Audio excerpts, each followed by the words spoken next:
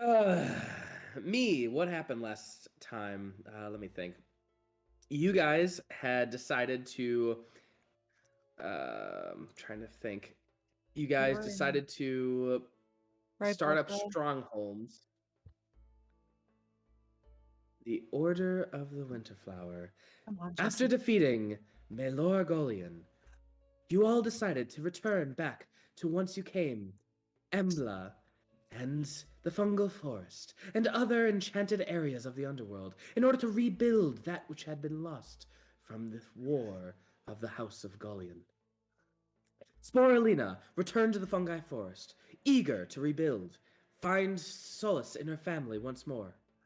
Elora returned to Embla, where she would also rebuild. I don't remember what Elora did. uh, Let me think.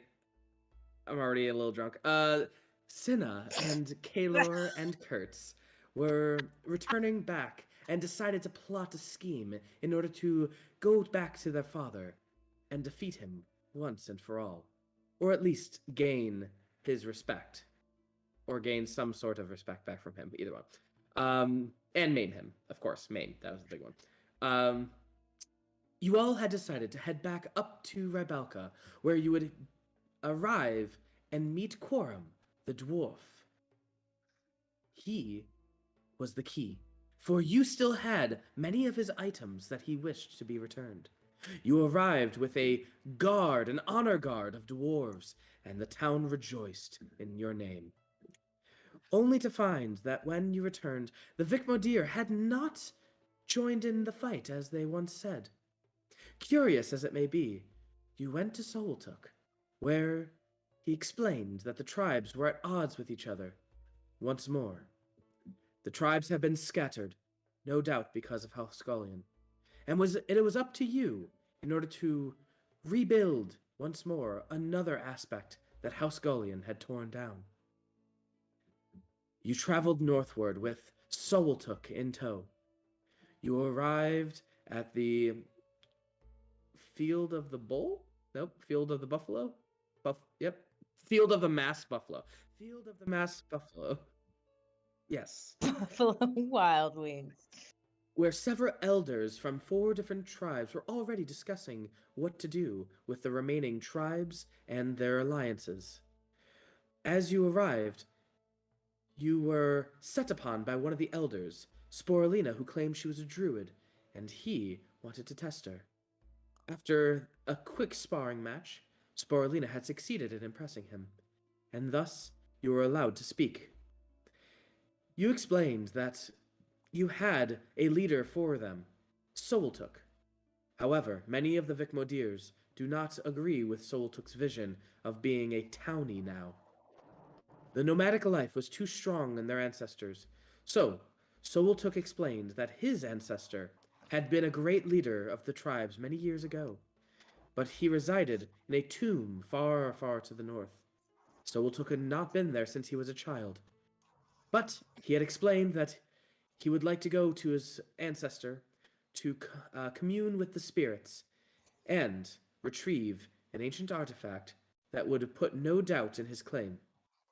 Setting off to the north, you all traveled in the cold tundra, beating the elements and other things. Once you came to a forest of dead wood. Inside this wood was indeed kobolds that were attacking you from beyond. After dealing with them, they were nothing but a nuisance. You made friends with the trees, where they explained that the kobolds had been acting up and they needed to be taken care of. And so, they gathered you into their tree, into their bark, and headed northward toward the burial mound. As you guys are traveling, is there anything you'd like to do?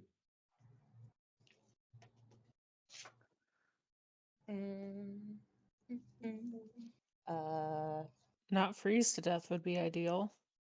yeah, because the trees are flying us. I know that. It's gonna be chilly. Yes, I specifically was like, I'm wrapping my shit up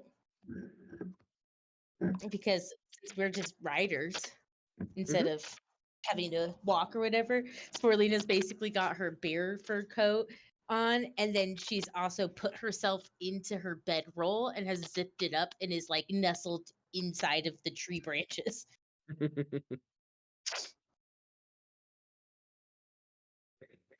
All right. So anyone else? Anyone else do anything?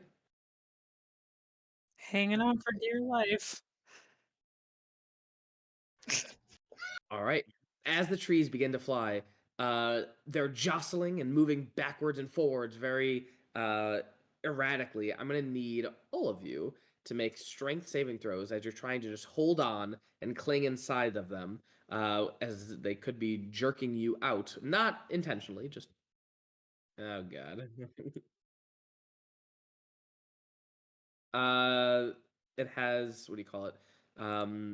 4 notches where an individual of small size can fit comfortably, an individual of medium size can fit tightly. In those 4, and they're not connected. So, 4 and like you could fit all of you in 2 trees.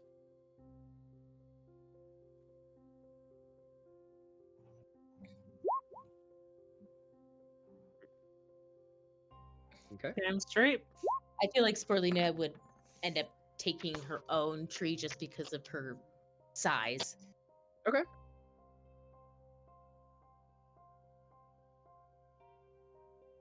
Come here, you little bitch.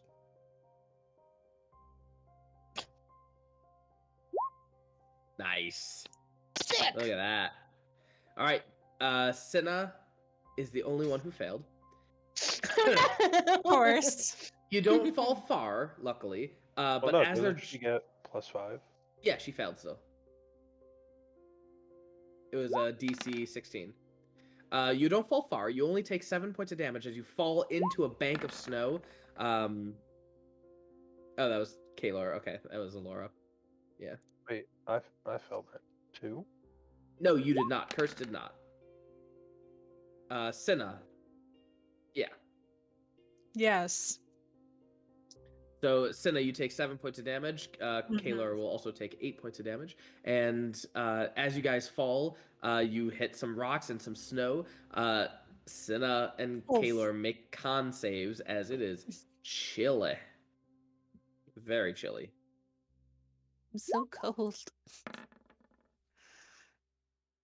Okay, both of you are good. You do not take a point of exhaustion as the tree goes, "Oh, I'm so sorry about that. Let me just get you right back up there." And it just grabs you around with its branch and just shoves you back into the bark.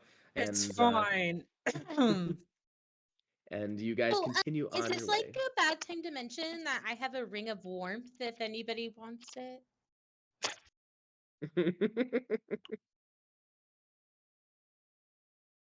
Anyone gonna take her up? I do have a ring. mean, Yeah, it requires does an it re- attunement spot, so Oh, you'd have to have I'm a good. spot available to attune to it. Yes, unfortunately, I'm quite content with my attunements right now. Fair.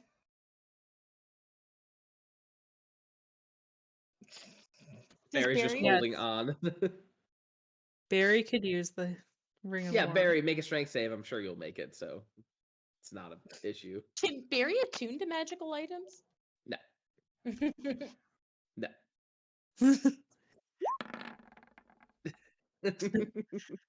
Yeah, Barry does not fall off. He is fine. You guys, as you all arrive at the area, Soltuk says, "Down here, go into this brush of woods over there. I see tracks." And you can, and as you guys descend onto areas inside the woods, you can see, and it's about maybe 120 feet away from this point, but you can see multiple tracks going in and out of the tomb itself. You can see a large boulder with runes etched into all of around this rock, this massive boulder, and what looks to be cracks leading all the way down and around this boulder. You can see heading in and out are several kobolds, and one of the trees goes, let me get it up. Ah, these are the Red Fang Marauders. I knew they sounded familiar. Little bastards all over the place. They have, what do you call them? They worship some sort of a fiend. A Bashi? A Bashai? A banshee. Yeah. Just be careful and take care of them if you can. Okay, if they're red fanged, does that mean that fire is their proclivity? You know, why are they doing it? What are they doing up here? Never thought about it. Maybe. Hey,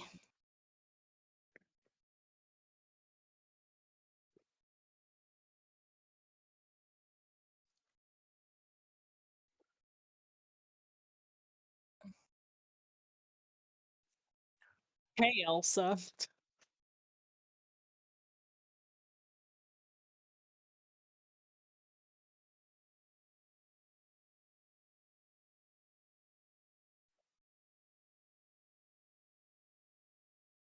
Do you speak Draconic?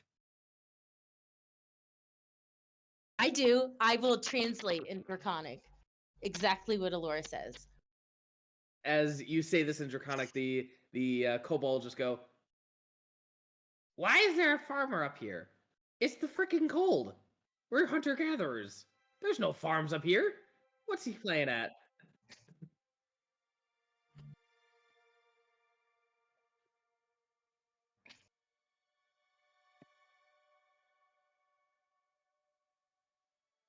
Okay. The kobolds are looking at each other, like, what the hell is this guy doing, or this girl doing with this massive bone golem? And they're taking a few steps back as Took begins walking toward the boulder, just completely not being aware of the kobolds themselves. And he puts his hand on the stone, and looks upset. You can tell he is a little shaken by what he Um, sees here. As I see that Soltik's upset and Elora whispers to me, I sigh. I kind of get my blanket off of me, get a little nimble, and I go, "We're steel farmers, motherfucker."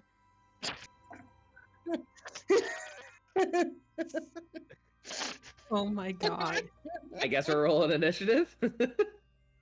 I guess so. All right.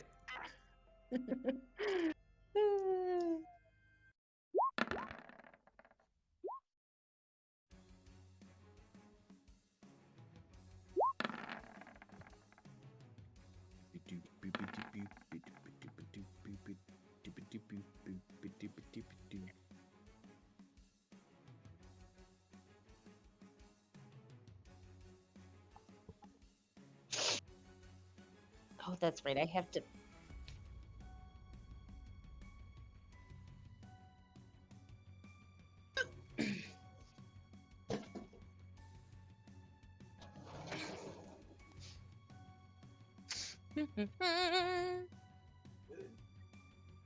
Mm-hmm. Where am I? Where's my body? Bottom left. Where's my body?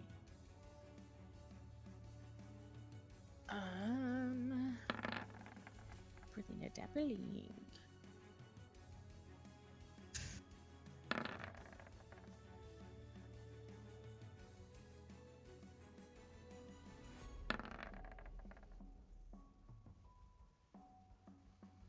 Sick. All right.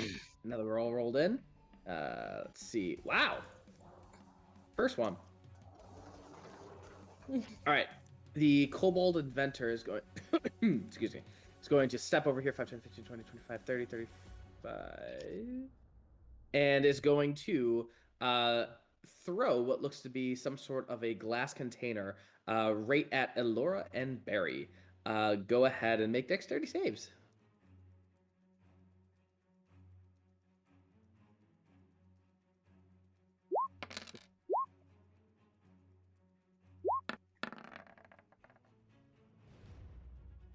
All right. 15 was the thing, so you both pass. You take half damage. You take 6 points of fire damage as the alchemist fire just explodes. So I was correct then. It is fire is their proclivity. Sporelina's gonna say. Kertz, it is your turn. 5, 10, 15, 20, 25, 30. And shooting this guy with a guiding bolt.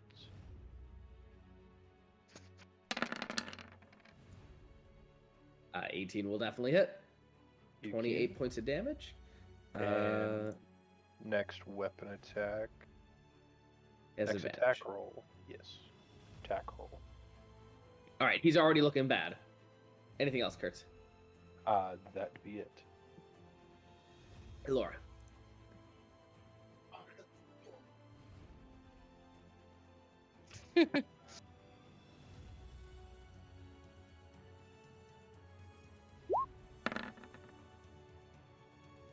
Will hit. Lots of damage. Beauteous. 25. How do you want to kill him?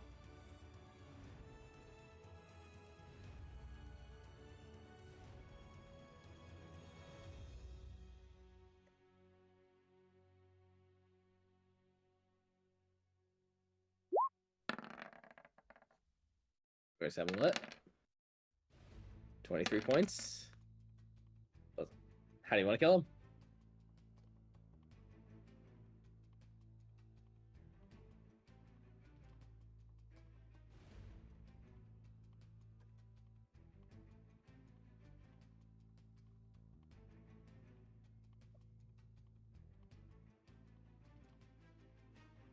Graphic.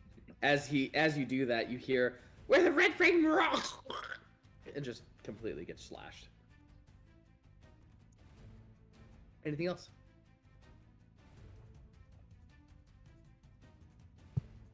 All right, Sporelina. Okay.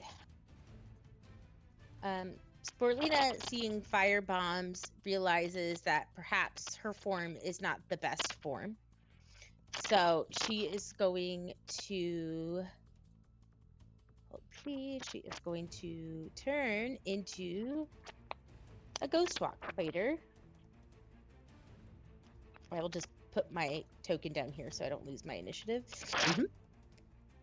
So that's my action, and then I'm just going to move up.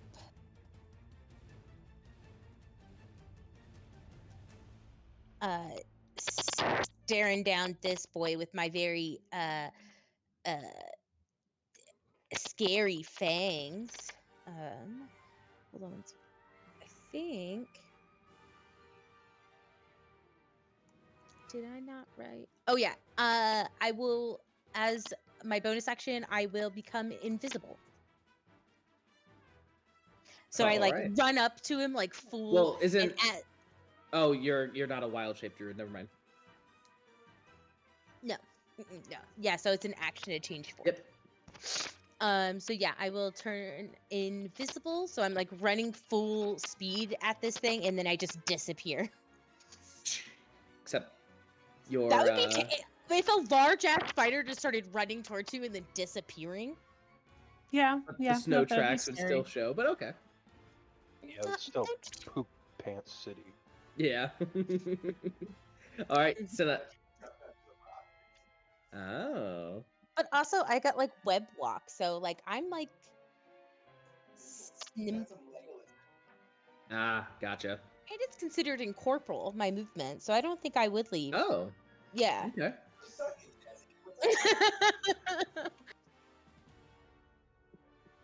All right, Cinna. This one right here is bright as daylight.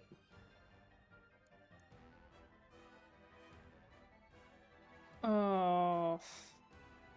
Okay. Give me a moment. I gotta. One.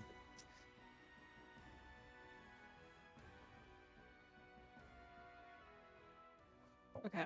I should be in range to do this.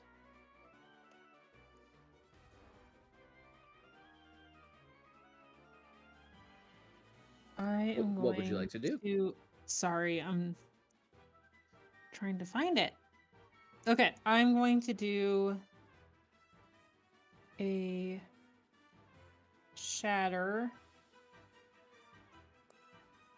No, come on. Come on. Would I be able to... It's what? Oh, it's only 10 feet? Damn it. I was hoping I could do it in between and knock both these suckers.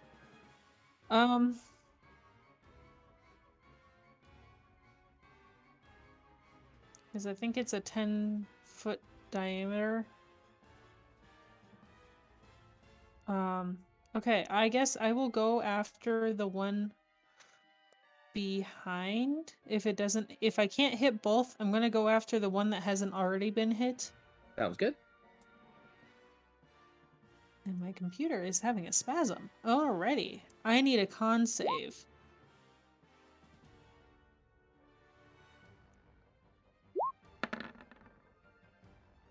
$19. Damn it! Okay. Well, that's why we do low level ones. As you cast Shatter, you can begin to see the ice begins to break beneath this individual's feet as they take the damage and immediately fall underneath and are swept into the currents. Anything else, Cinna? That didn't go as planned. But, like, Sporelina, better? take care of them. Kaelor. Wherever I am.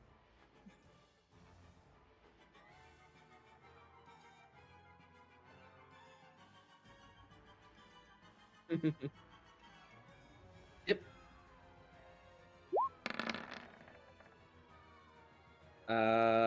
Shockingly will miss. Wait, no, he has advantage. Oh, he has advantage. 28, 21 points of damage. How does he want to do it?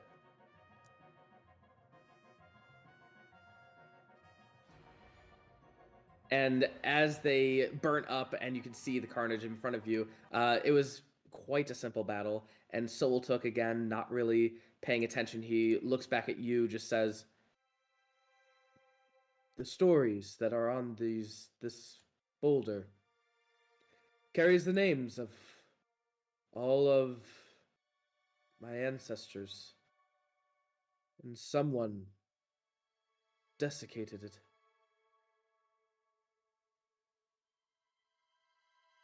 I don't want vengeance. I was always taught not to want vengeance.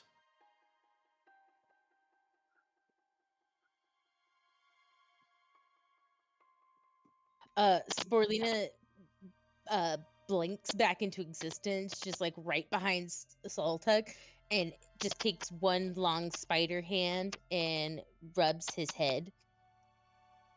Ugh. Thank you, Yes. Sporelina. I would like to discuss things with this fiend. And maybe we can make this right. Or maybe I should put my teachings aside and kick some ass. Sporelina raises all her hands to that one. Hell yeah.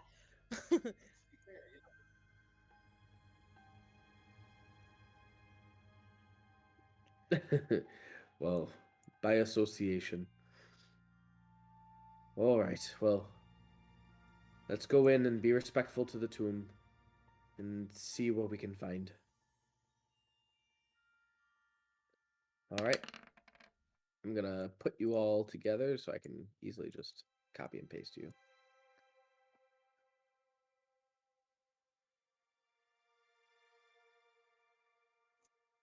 Copy.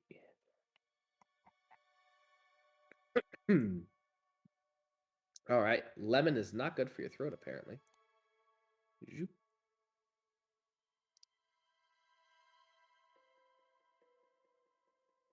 No, it froze up. All right. Well, you can see it. So, as you guys walk into this cold, cold burial tomb, the first thing you notice is just how cold it is. For whatever reason, well, you are going down, so I guess that makes sense. It is frigidly cold in this area. And I'm going to need con saves from all of you as you enter in here. And you also see what look to be burial mounds. Burial mounds, and the rocks of the burial mounds have all been thrown askew and thrown around.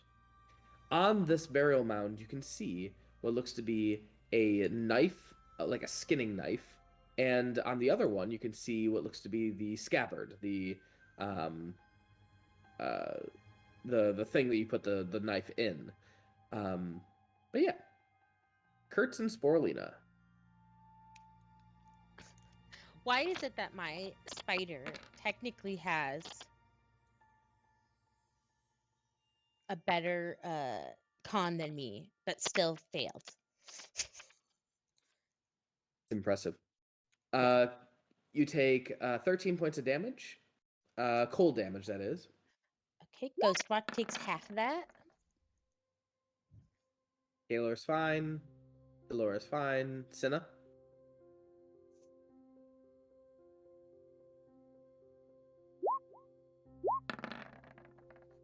And Cinna, you also take 13 points of cold damage.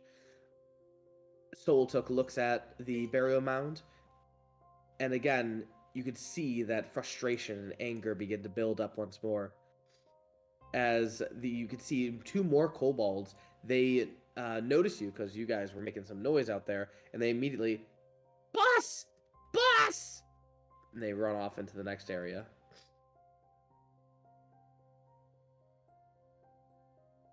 What are you guys doing?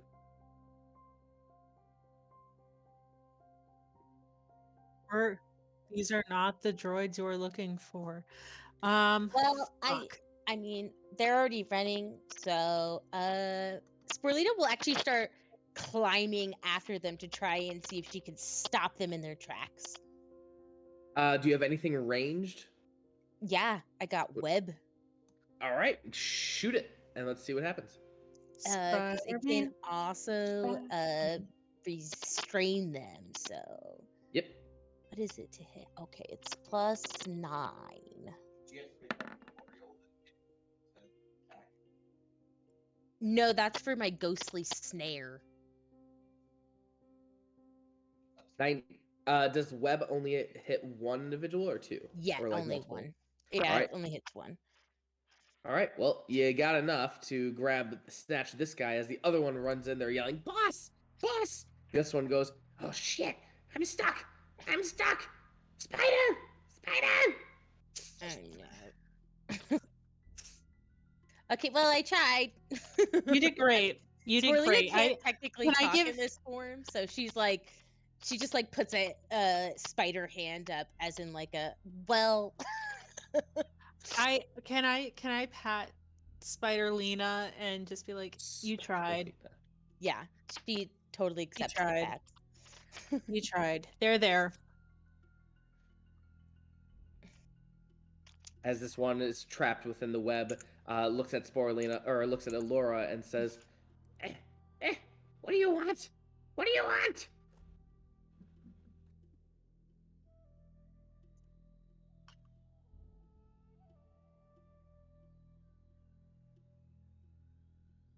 So many faces! So many faces! Ew.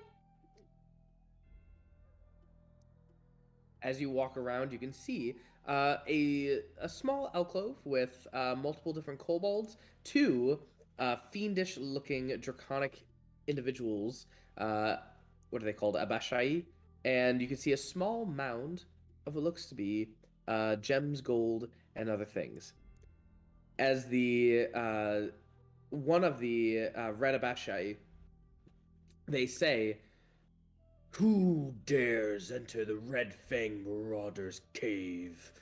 We are the destroyers of the North, keepers of wealth, scales of crimson, blood pact of an ancient god, kobolds and dragon people.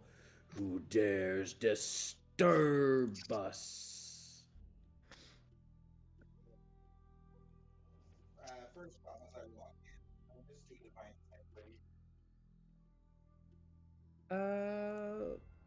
Jesse needs to look it up.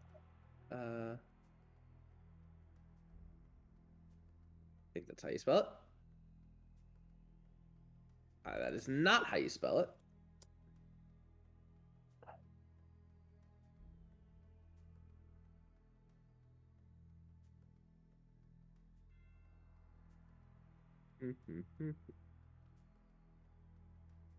And they are fiend, devil type.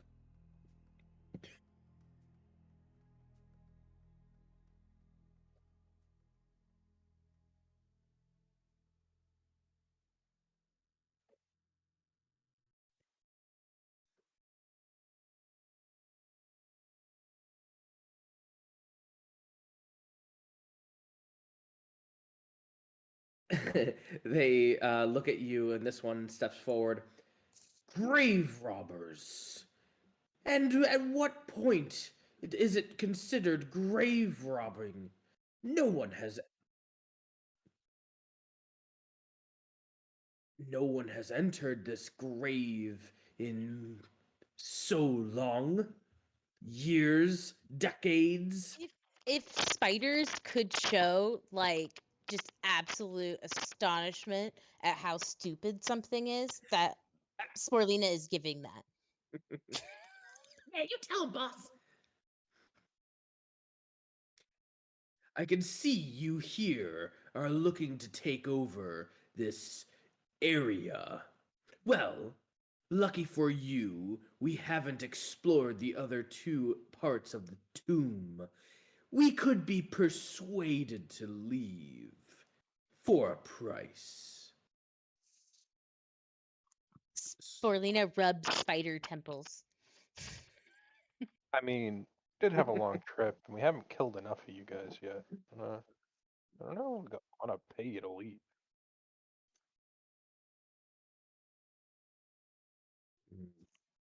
Desecrating a tomb of my ancestors makes me very angry.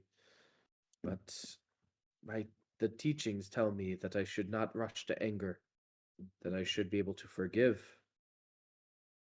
And hopefully we can make this right. You heard him. He's furious. Gotta kill him.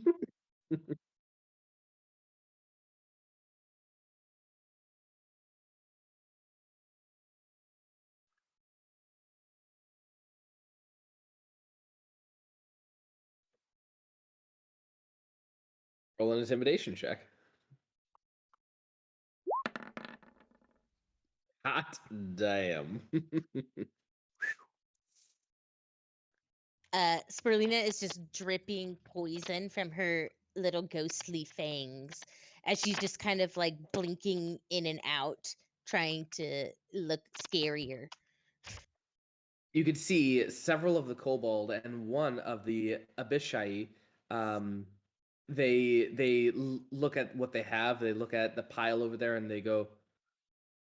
The one kobold goes, "But this is my favorite dagger. Can I just keep it and leave?"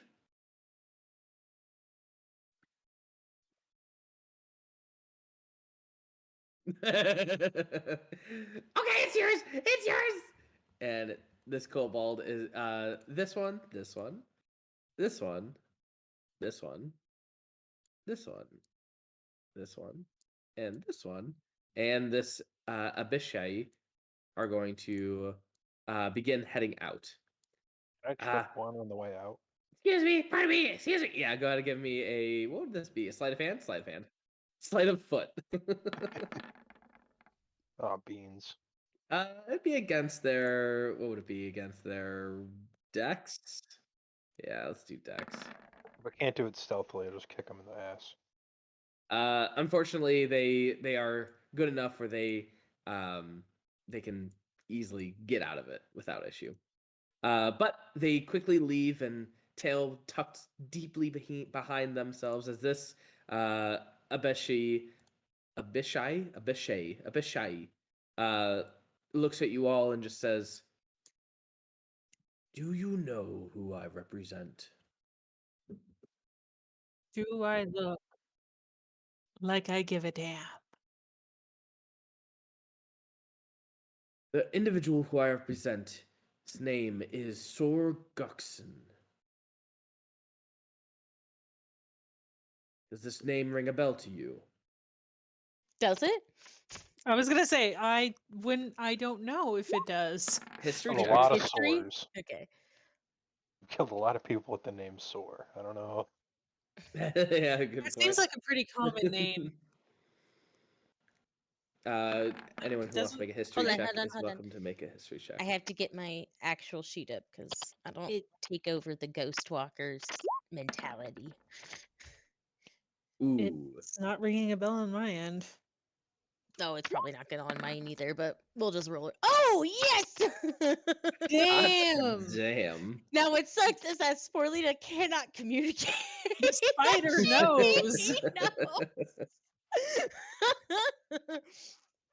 So, Sporelina and Elora, you guys remember Sorguxen was an individual who put a troll in dimensional shackles way back when you guys entered a certain dungeon, and you tried to release him. And I believe you were successful. And Sorguxen, to your knowledge, is a very powerful Rakshasa. Wait, so we helped him. You helped the troll Oh. escape Sorguxen's dimensional shackles. Sporelina puts two of her spider legs together and pretends like she's crying and then plays the tiniest violin ever with her little fingers. Make a performance check. Give me a performance. Let's see how good it is. Okay. We rarely have performance, so any chance we can do it. Give me the stone for his name. I want to see if I got it right.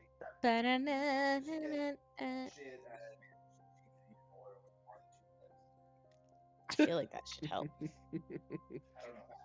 think I just want you guys to know that me and the spider have the same amount of performance. Impressive. Hey, that's not bad. It's not bad. That's a Not very bad good at all. performance check. So he's getting the oh me, like I really give a shit. Like who your daddy is. Get out of my house. As the Red Abishai states this, and do you guys make any mention of Sorguxen, or do you make any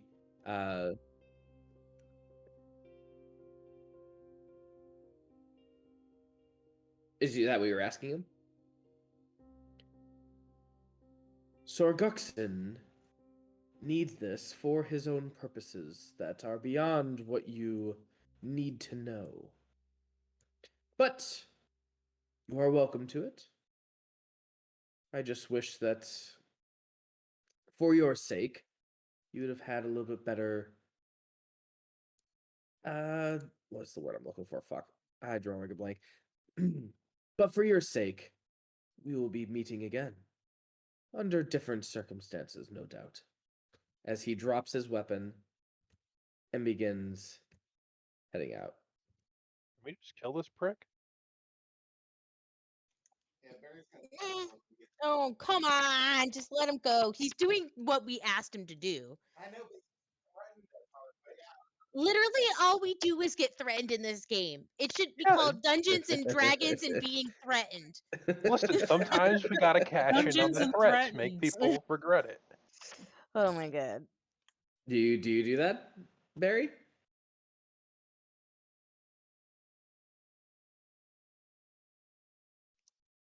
Do not rush to anger.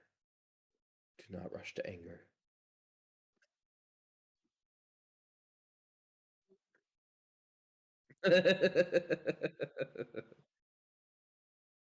All right. I was gonna say. The Abeshai leaves, and Soultook immediately runs to the burial mounds and looks through some things, and he goes, the skinning knife and the scabbard. I believe this is one of my ancestors, a distant cousin, known for their expertise in being able to skin different animals, as well as their significant other. And their This must significant be other? like significant other is the other one. That's the scabbard. Oh.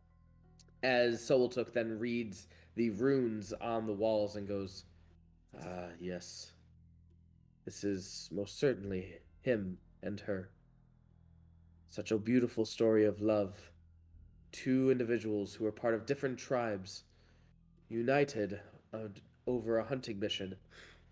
There was a great stag that my cousin was trying to hunt, and also crossed paths with her, who was also hunting the same stag.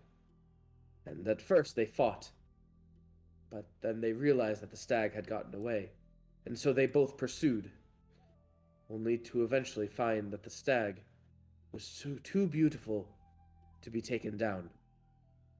And as they headed back to their respective tribes, they began talking and connecting. And that is all that we really need out of life, or at least what I would like for my tribes: connection.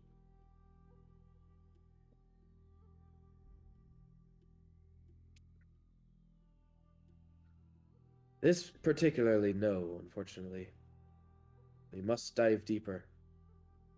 I should mention that these runes here, they are protective, abjuration magic. Obviously, these were not powerful enough to stop against the Abishai and other things. But I wonder if that's why they blocked off these two caverns. And you can see now on the ground, along with the rubble, there is blood. Dried blood.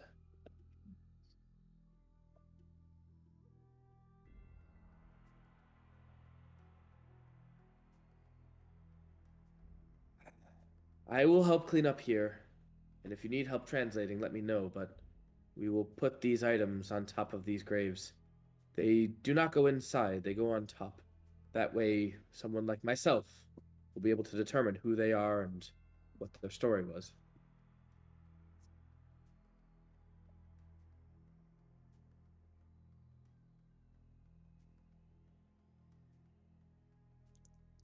Spider points north. Cinna points north. Okay.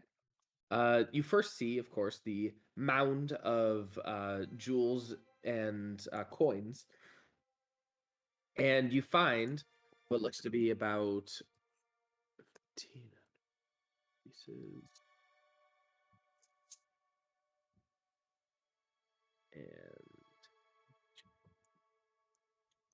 Wow, Elora, you're growing up.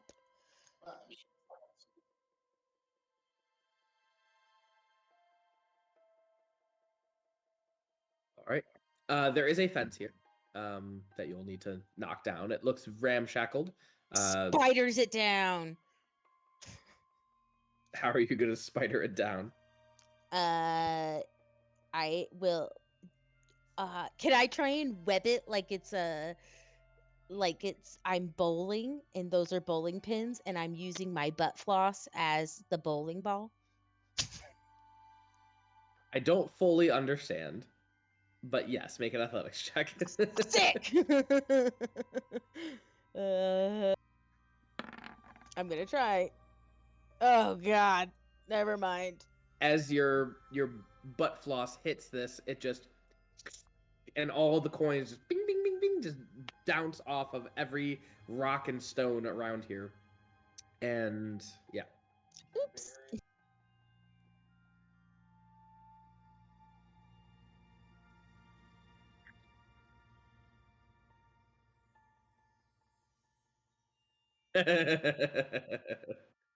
Sure. Make an athletics check.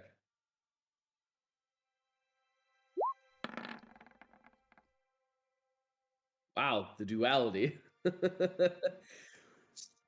Okay, so what you guys see That is hurts. this kobold head tried. is probably like maybe it's not that big. They're pretty small. It's probably like a couple inches in diameter, maybe like 6 inches or so. And as Barry chucks it, it goes like the speed of sound, and all you see is a hole that went right through it. It didn't knock it down. There's just a full, beautiful hole that just, there's splinters everywhere, but it just blew right through a hole.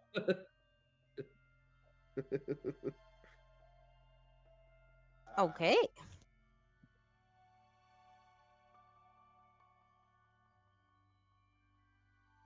Okay, with a few firebolts, the rope untangles, all the twine untangles, and the fence collapses. No, he's probably having fun with his girlfriend. How dare he?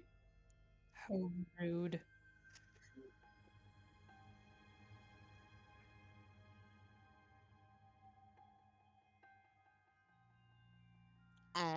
Sporelina Yeah, cannot. Sporelina is gonna. First off, I do have blind sight for 10 feet, so I don't know if that helps at all. Okay. But I will also. Can I also have good perception as the spider, and Okay. dark vision. So I'll just. I will first. I will spider on over here.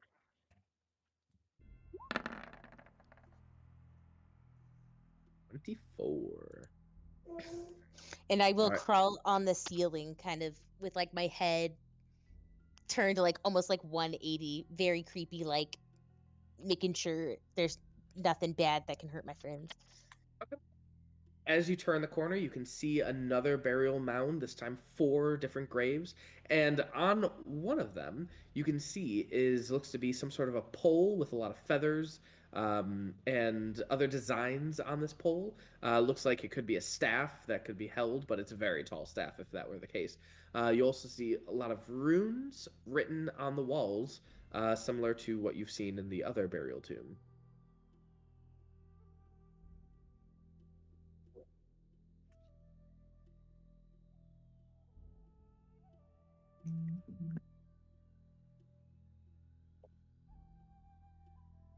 Yar.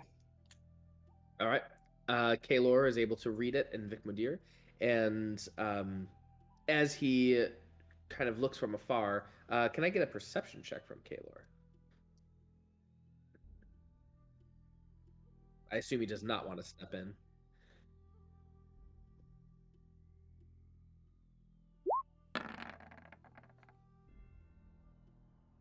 Rusty Rough. indeed.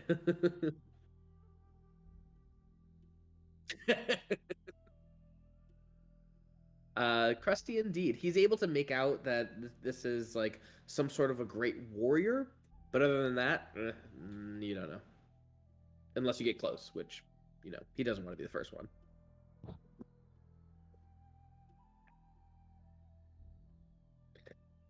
There are none.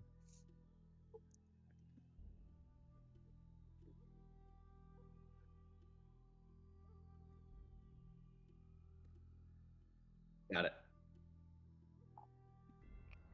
Can I check for traps? Sure. Investigation is up close, and if you score too low, it will set off a trap. Perception check is from afar. The DC is higher.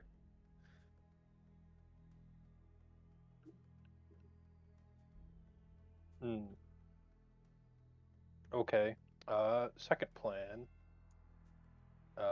Summon a celestial and have it just kind of muck around in there trying to set off traps. Investigation is bad.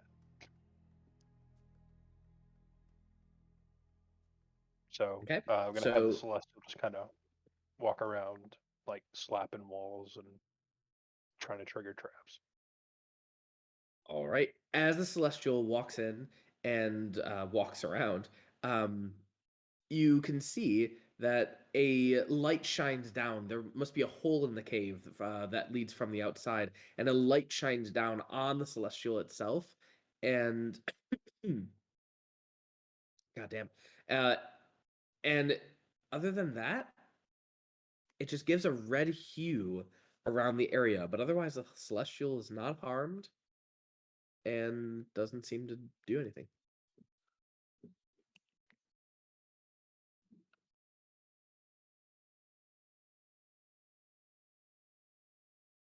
guys. It's fine.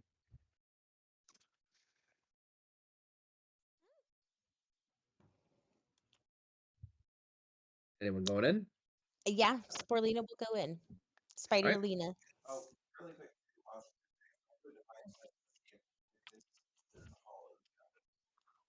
Or Indeed, desecrated. it is. It is I was hallowed. gonna say, I would assume so. It is indeed hallowed. I will join Spiderlina. Okay. Spiderlina and Cinna and anyone else who wants to join. You can see the 4 burial mounds and as well as the artifact I described. You cannot read Vikmodiere, is that correct? So you do not understand the runes? Yeah, I will go and like kind of usher very like kind of pushily Soul took into the room so he can read and see what's going on. Soul took because Come on, Kaelor, you can come in too. okay. Oh. I just finished fixing up the burial mounds. Now let's see what we have here. Yes. It seems that this is one of my direct ancestors. An individual of great renown. A warrior. Someone who united the clans and led them to victory across the battlefields. An individual who grouped up with other individuals from different tribes. Apparently, my ancestor was a individual who wielded blunt weapons and got up and close with personal with the enemy. And his companions were magic users, a shaman, another a druid, and another a bow and arrow wielder. It seems like they were quite the adventuring party. Even after the war, it sounds like they went off exploring even further, but just the 4 of them. Very interesting.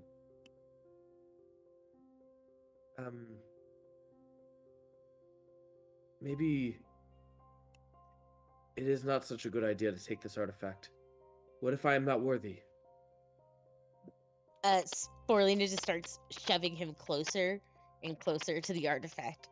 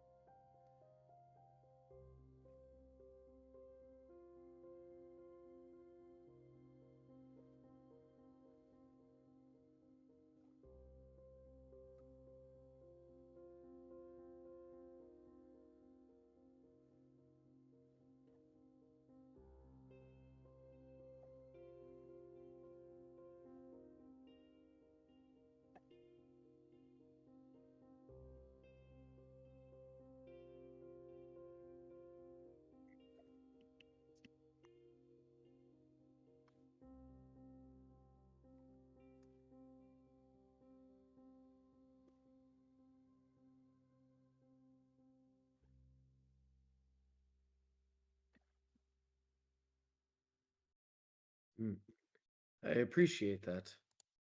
Then let me see here. As he goes to reach the pole itself with the feathers all on it, as soon as he touches it, the light from the outside begins to shine brighter and brighter. As you can see, what looks to be an ethereal form begin to take shape. This individual looks to be humanoid and looks a striking similarity to Soul Took.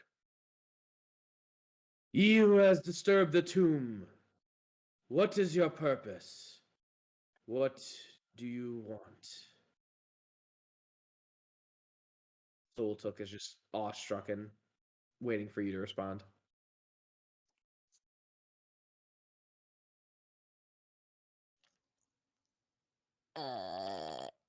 Sporelina can't talk.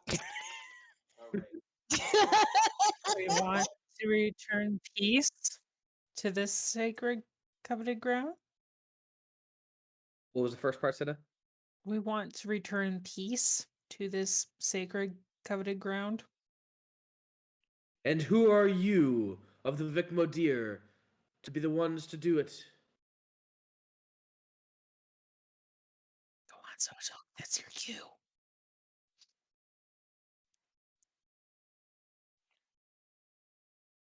And them to us. Some of them. So, Vikmodiere by association?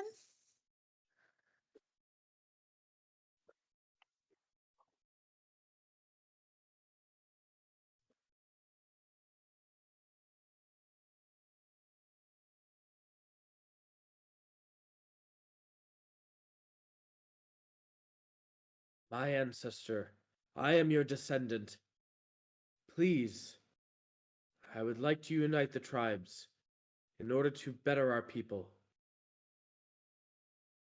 Yep, good.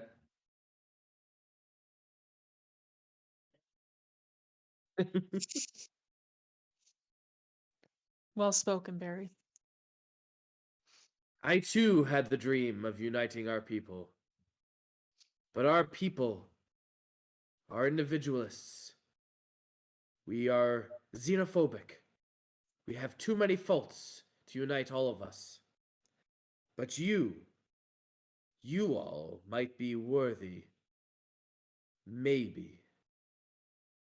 Should you partake in a challenge and succeed, I will give you the blessing of Soltuk's ancestors and all of the ancestors that might be able to unite all the tribes, at least for a time. Do you accept this challenge? Spider nod. Sure. Elora?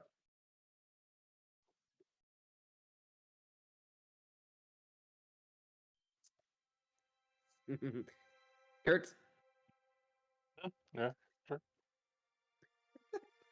As you guys turn around, the area over here behind Kurtz, where all the fallen wood is and tree trunks and stuff, a massive, massive archway appears, and then the like a bright and brilliant white light begins shining from the archway. And once before you could see the rest of the cavern through that archway, now it's just a white light.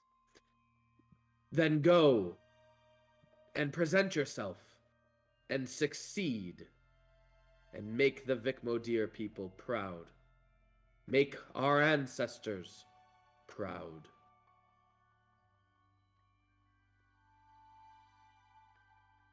Aw.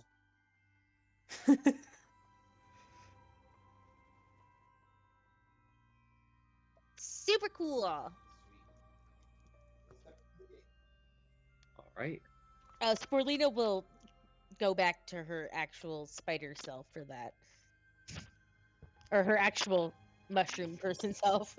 Not spider self. Got it. Not spider self. Lena. All right. Zoop. And I'll just delete this. All right. As you guys step through the gate, I need to change the music.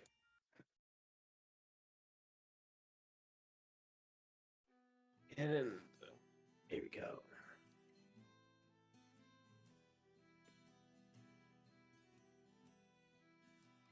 As you walk through the gate from this cavern, this cold, cold cavern, and into the world beyond, the sun is shining, the air is clear, and the street beneath your feet is bathed in golden light. Directly ahead of you is a gathered crowd of beaming adventurers in various forms of dress, valiant swordsmen in battle-beaten armor, wild-eyed sorceresses in robes of ice and flame, dark-scarred barbarians side by side with barrel-chested wizards who look as likely to throw a punch as also cast fireball.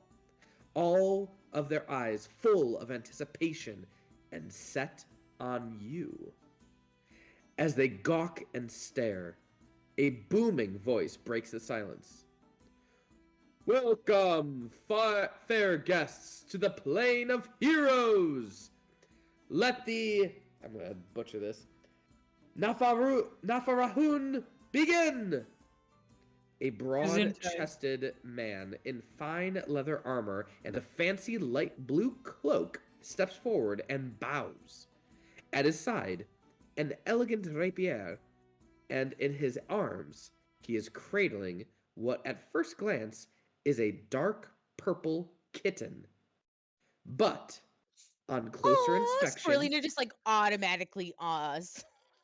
Don't awe but at on him. closer inspection is something even more unique. It nips at his fingers, spreads its wings, and clambers up to his shoulders. The man raises his rapier into the sky, then bows dramatically as the unruly crowd erupts in applause, seemingly for you. As the creature This. as the creature who scampers onto his shoulder turns back, and you can see the beautiful, bright purple-eyed baby Sphinx. Oh gosh. You don't know. It's a baby. They all look the same. As the human who is holding said baby Sphinx, with the blue cloak, turns to you, he goes, "Welcome. My name is Olivier Darantaganon. And on my shoulder right here, this is Iris." And you can see the Sphinx cub look over at you. "You may call me Ollie, please, Ollie." "My pleasure," as he reaches for Elora's hand and gives a little kiss on the back of the hand. "It is so wonderful for you to be here. And let's see here. You are the Order of the Winterflower, correct?" Yes. Always the last one to figure it out. No, I think you just find. I was gonna say, I feel like you just find any reason to take your pants off. Listen, it's uncomfortable.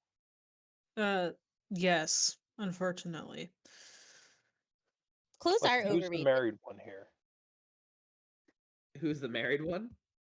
Oh, Yeah. that's Let's right. You are remember married. you. Yeah. Let's remember you weren't married by choice. You were married out of necessity. And it's a happy marriage. Touche. I feel like something is going on here, but Just let ignore me it. just state, Iris here is your sponsor. As Iris the Sphinx opens up and says, "It's so nice to meet you all. I'm so happy to be here." As Ali says, "This is of course the Plane of Heroes. Now, do you have any questions before we begin?" So what are we supposed to do? Is it like a fight to the death or something? Oh, no, nothing like that. It'll be multiple deaths. Yes. Wait. Permanent or not permanent? That depends.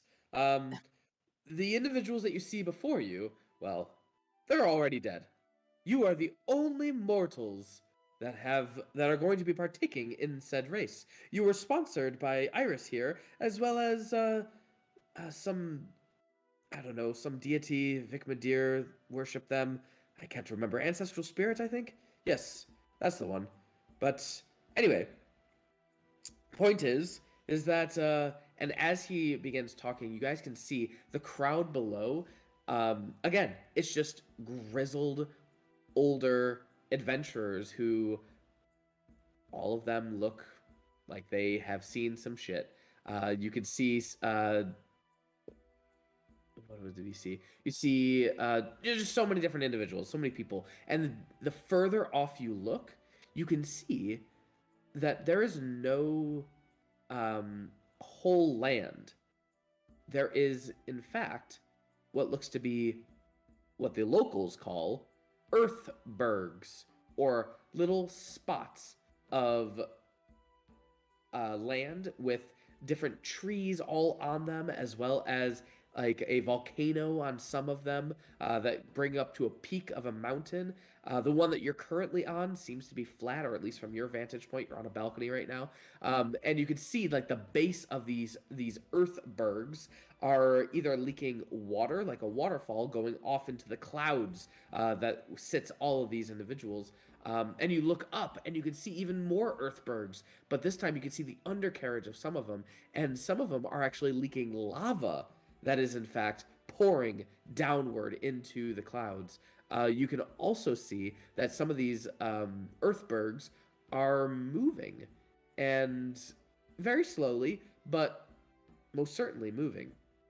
As Ali continues, this is the Plane of Heroes, home of all of the individuals from the mortal realm, and is the final resting place of mighty warriors from the mortal realm. No, you are not dead. You may relax. Everything is fine. You have been invited to the Plane of Heroes as honored guests. Iris here is one of 5 Sphinx cubs, born just this morning, who will be competing in the Nafaraum.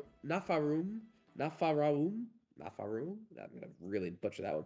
And she has chosen your party as her champions. She was last to pick. The Nafarahun is a dangerous competition where death is certain and only the most able warriors will reign supreme, which is why it will be so entertaining to watch you all compete. One of the requirements of this event is that it occurs only once each century, and that a group of mortals be included in the contest. A suggestion from one of the Plane of Heroes' more playful trickster gods. But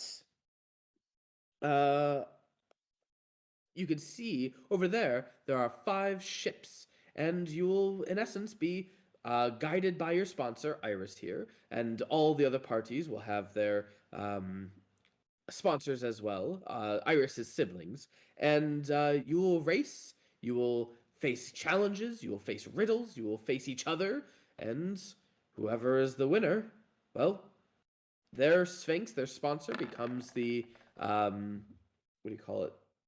becomes the guardian of a deity's information as well as treasure, and you'll gain bragging rights, of course, honor, among other things. Is Sporelina getting that this guy thinks we're kind of like a joke? Oh, 100%. Okay, that he's like 100%. convinced that we're the schmucks for in the dinner for schmucks. Yep. And Yeah, and it looks like everyone, like you can see the crowd down below. You can see them like pointing at you and Sporelina and Elora and all of you. And they're like snickering. They're snickering, you know. You could see everyone is in on it. okay. Is there anybody Fine. that either we as a group have killed or any of us individually have killed? Oh no! Yeah. So sorry, guys.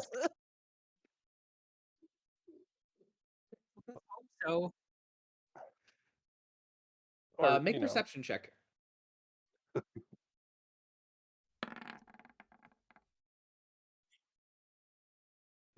Well, I was I'm just thinking using 'cause- those are tokens. Just that don't ignore the tokens. They're just tokens for tokens. With that perception check, Kertz, you do notice a furbolg who looks very similar to an individual who used to party with not too long ago. As he sees you, gives you a wave, and kind of claps. Cinna flicks him off. yeah, he's dead. We're not. You also notice someone who you might not whatchamacallit, you don't notice who they are, but the way that she handles herself is just bar none, very, very of high astute. And she looks to be wielding a bow as well as a couple of swords. Definitely the fighter type, with a scar over her eye. And you can see Ollie looks at you and then looks down at the crowd to see who you're looking at and goes, "Oh yeah, that's Ashrin. She was quite the warrior way back when. Faced down some pretty impressive summons from the elemental planes. But, as they say, all in a good day's of work for her." I heard she bitched out on the bigger fights, though. If Declan is watching. Yeah. So, anyway. Are the people on the other platforms, Yes. are they other fighters, or are they like, do they maybe look like deities or demigods? So, you look at the other balconies, and you can see a group of what looks to be tieflings, that look to be, what do you call it? Sorcerer magic-y types. You see a group of dwarves, that look to be a rough and tumble barbarian types. But before you guys continue with that, Iris, the Sphinx cub, comes up to you all and jumps off of Ollie's shoulder as Ollie kind of like walks off to go check on the other balconies.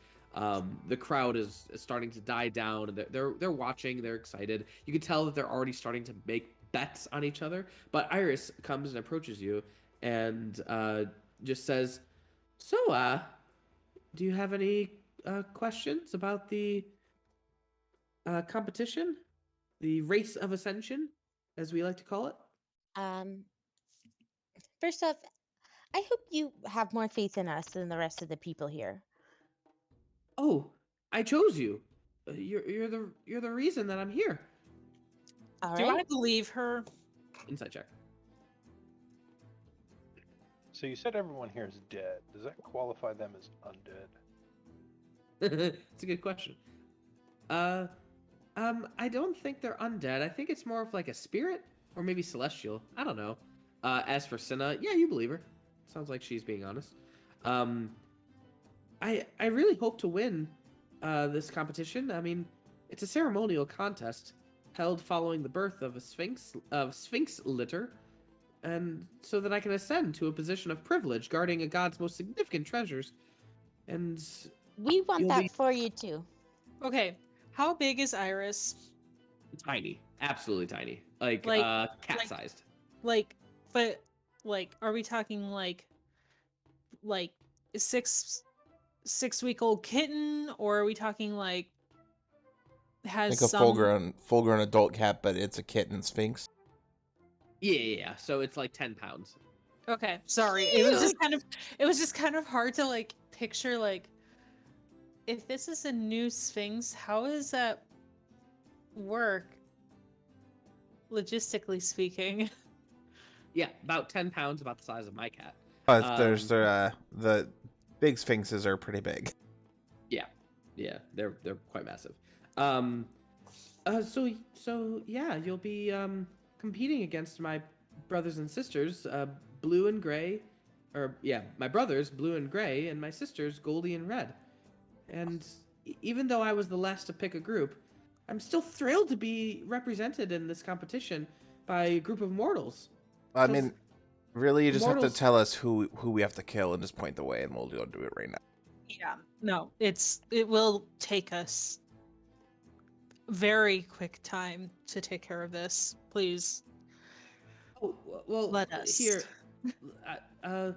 Well, I'm just really excited to be, paired with a group of mortals because, well, mortals fear death, which makes them more likely to assess puzzles and potential traps with a stronger sense of self-preservation.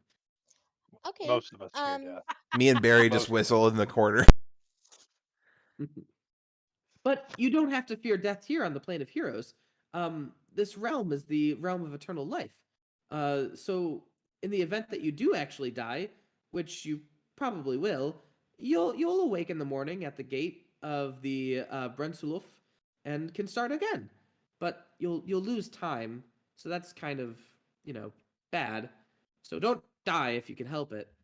But yeah. Let's see. What else can I say? Do you guys have any questions for me? Do you know what the challenges are like? Oh, well, sphinxes are kind of known for riddles and stuff, so that'll definitely be one. And look over there, and you look off, and you can see what looks to be docks with how many are there? They're doxing us now? Rude. Docks. There are docks with airships. It looks like 5 airships, and she says, it's a race technically. So we're gonna first get on our airship and race to a area that we call the kiln. And once we're at the kiln, we have to solve a few puzzles, solve a few riddles, and then after that, we have to do the final preparation for the final area, which I think is a death match with some greater being, or I don't know. We also have to. I don't know. I should probably look better at the rules. But the first thing you need to know is win the race. The faster you can win the race, the longer time you'll have to prepare for the final battle. But you'll have to definitely have your wits about you. That's for sure. Also, cheating is kind of encouraged, and expect everyone else to cheat too. This is where if we had a rogue, I would suggest they slink off and try to sabotage one of the ships before the thing starts. I second this motion. We don't have a rogue. We don't even have a sorcerer right now. Yeah, Dan. I know, I texted him, I didn't get a response, so maybe he is dead. Maybe he Sleepy did. boy. He's a sleepy boy. Olivier snaps his fingers and does a swift turn in the opposite direction. Follow me, would-be champions of Iris. The hero's feast awaits. He strides away from you, and the gathered crowd of sword and sorcery types splits to accommodate him. You can see beyond him a spread worthy of the mightiest appetites, with nearly any type of food you can imagine. In fact, one table seems to feature several of your personal favorites. Beyond these tables is a balcony overlooking a stunning landscape.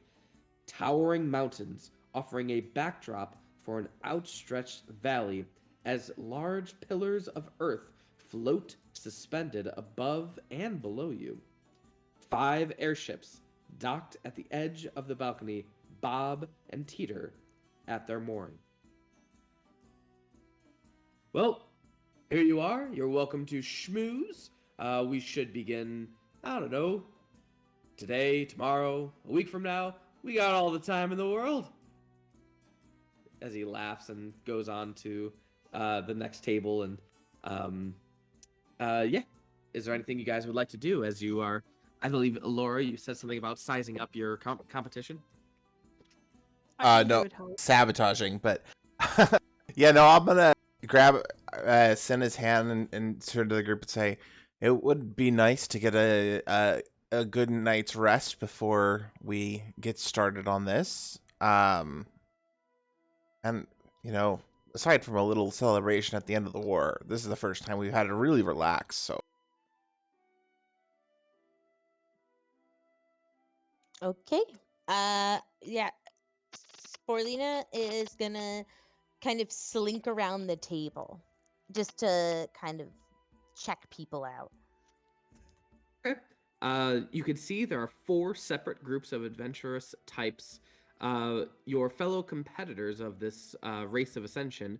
You can see the Angry Anvils, a dwarven barbarian clan, each carrying a spiked shield. The Hellfire Harpies, a team comprising 5 winged tieflings, each carrying a length of chain. A group of halflings in full plate, each with swords twice their size, who call themselves the Holy Terrors. And a dragonborn squad of mages juggling balls of fire, who call themselves the Unforgettables. All 4 of these groups are positioned near a different airship. You can see, also with them, the 4 tiny Sphinx cubs with their fur a hue aligned with their names: blue, gray, goldy, and red. And they are rolling around with each other in a playful scrum at Olivier's feet. You can see, looking out further, giant floating clods of earth with molten rock on their undersides and lush greenery, forests, and small mountain peaks. They didn't use an Oxford comma. What the fuck? Small mountain peaks on their tops hovering in the distance. The locals call these earthbergs. You can see, of course, the boisterous crowd of onlookers, all rowdy-looking adventurous types, taking bets on who will emerge victorious from the race of ascension. You can make a perception check, Sporelina.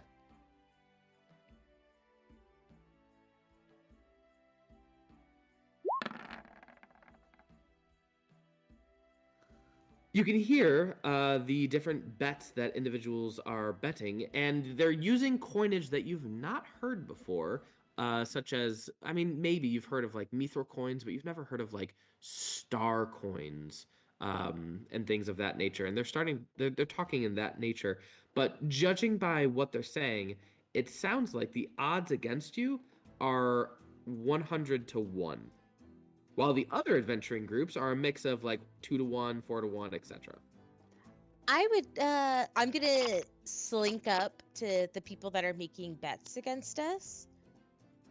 I would love to get in on that. I'm just not sure I understand what star coin is.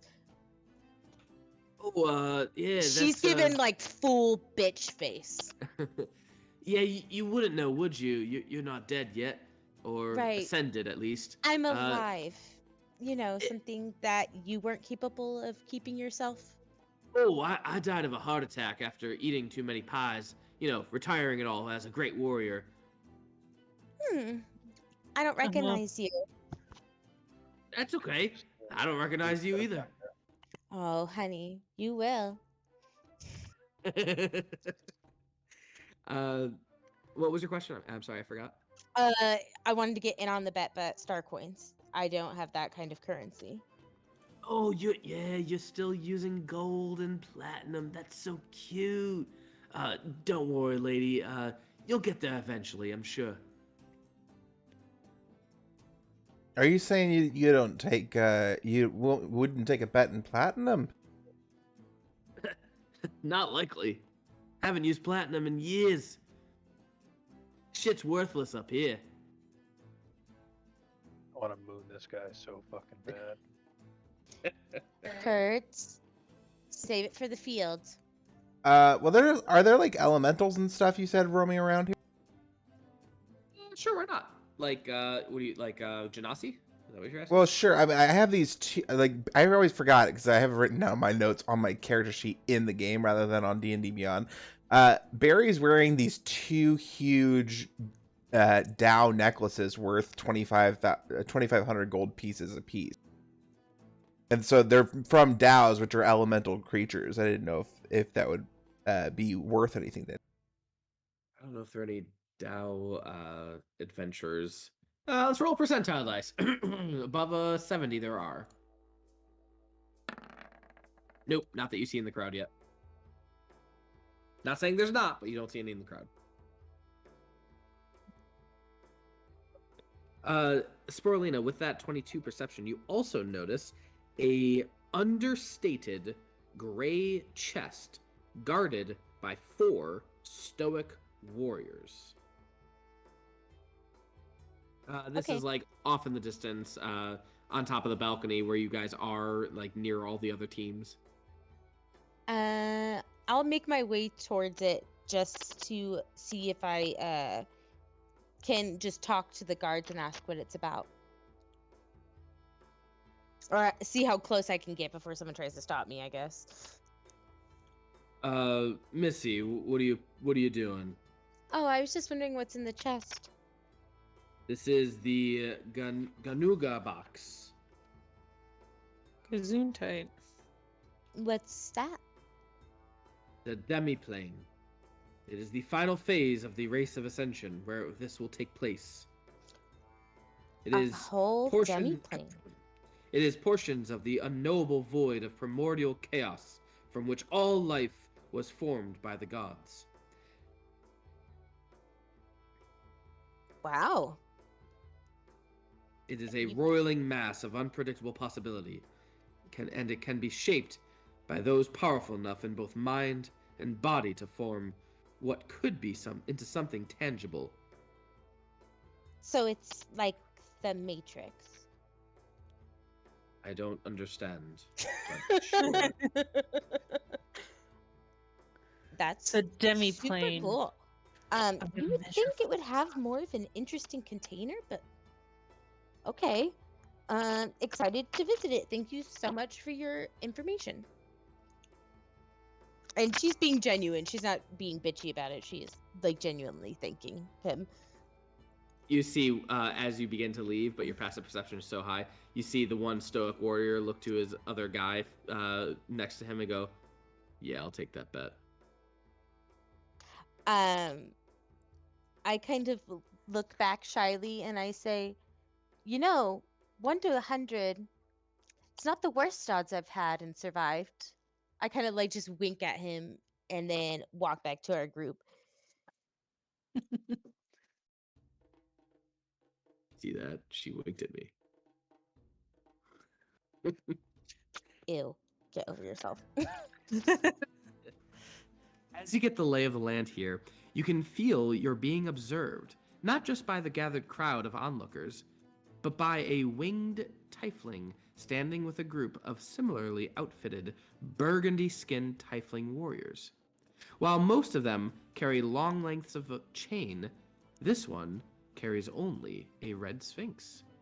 She floats your way, eyeing you from a few feet off the ground.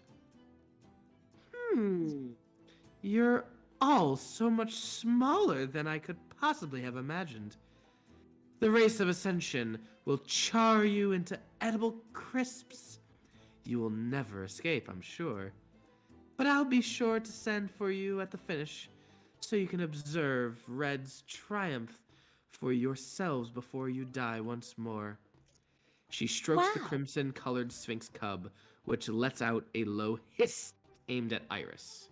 Don't you think that thousands and thousands of years that you would maybe, I don't know, grow out of the stereotype of tiefling? But go off, sis. His name is Sasha, as she turns around and her tail flicks in your direction, almost hitting you. That sounds a bit pretentious. Sasha, huh? What a boring name. Iris, honey, I don't want you to have to witness such low beings. Come. I kind of just, I walk with Iris, but I let her lead the way. Because clearly she's the boss. Iris jumps onto the feast again, and she goes, I think you should eat up. This will give you all the benefits that you really need as a long Yeah. rest, as well as it's considered a hero's feast. Yeah, I've had one. I can make this spell.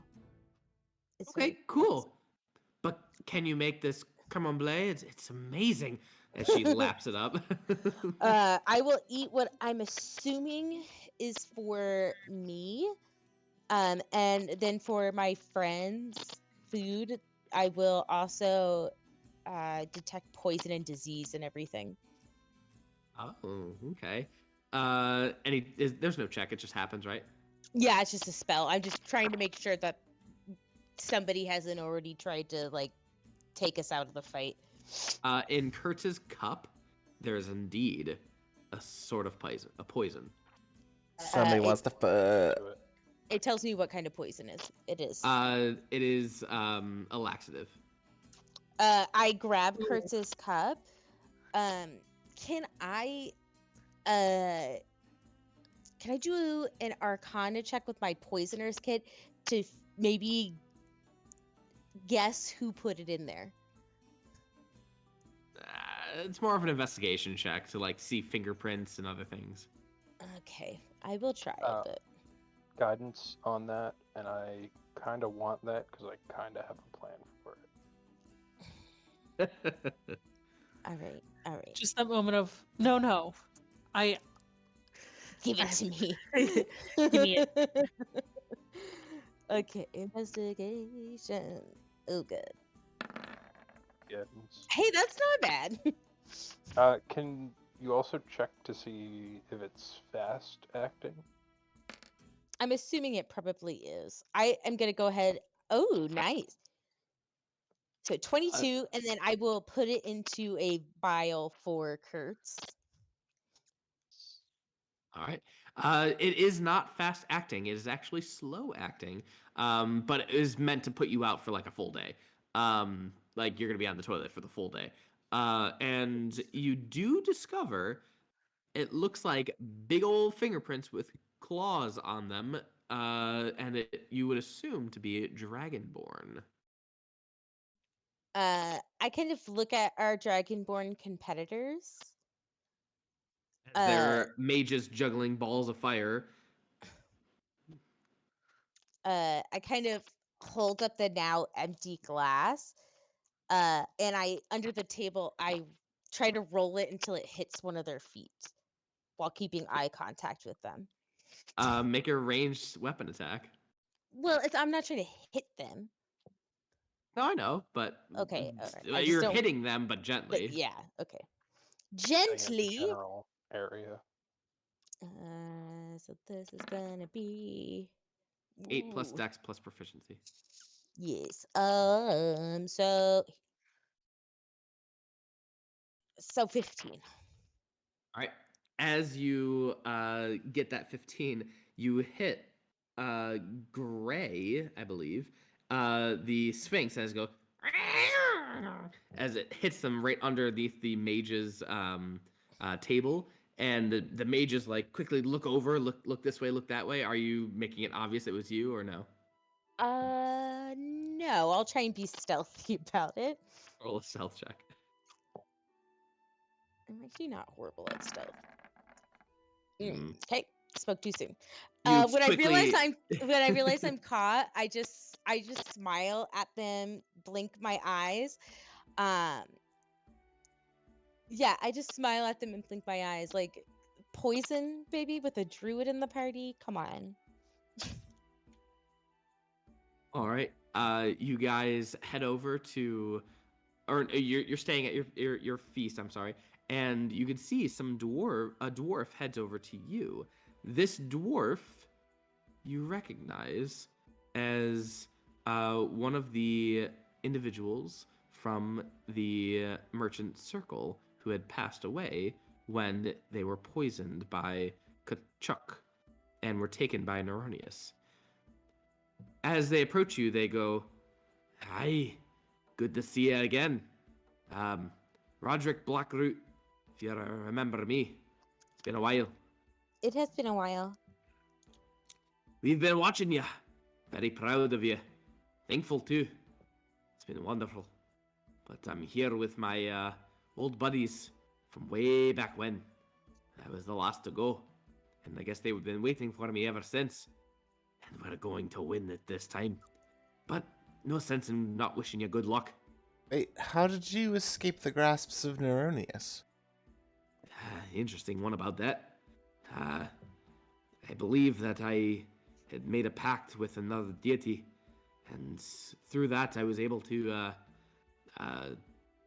be devout enough that the deity was able to divine intervent, and the two gods went at it. And, well, my deity won.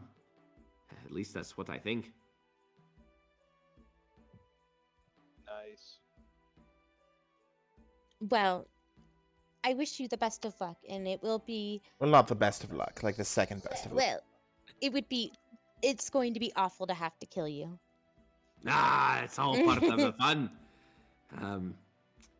Let me see here. Not to discourage you, but no mortal group has ever won the race of ascension. And from the looks of it,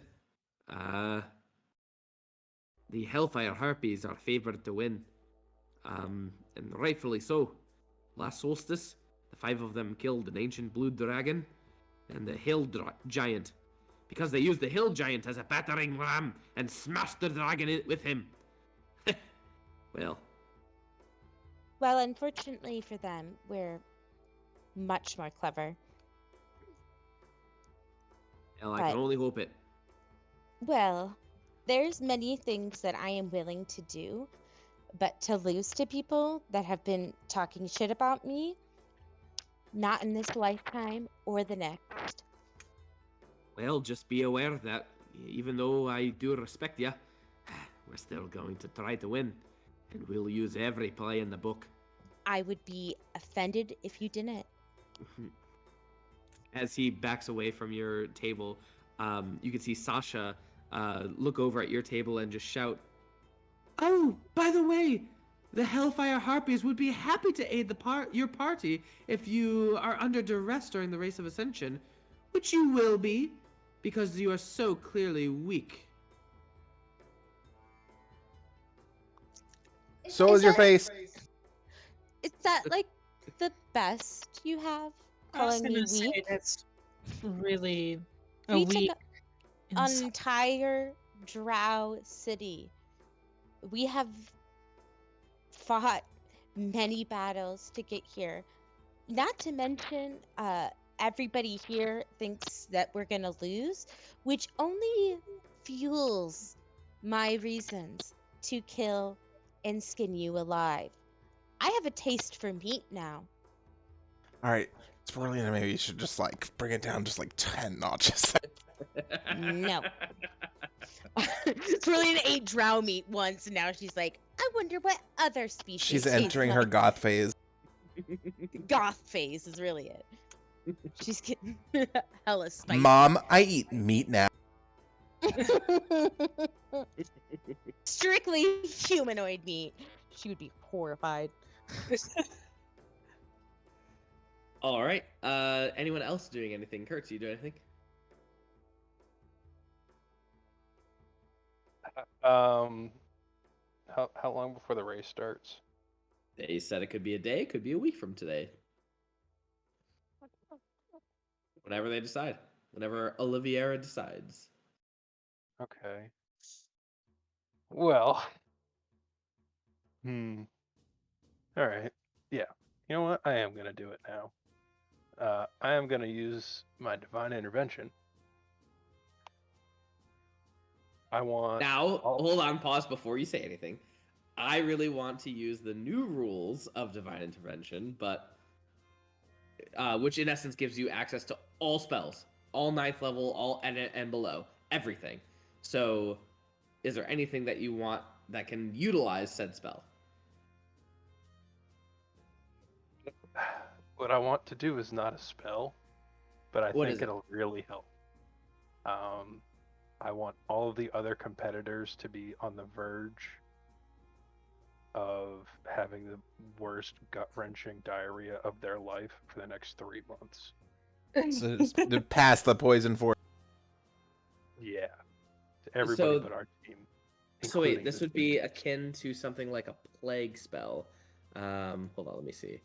Or disease. no. Mass plague. on the verge. So like you're trying to find a bathroom, but there's no bathroom. Oh, that's the worst. Yeah. For 3 months. Just enough. I want to make them uncomfortable. All right, hold on. Let me see. Insect plague is not the one. Maybe it's curse. Bestow Contagion. curse. It's contagion. Okay, maybe it's contagion. I have that prepared.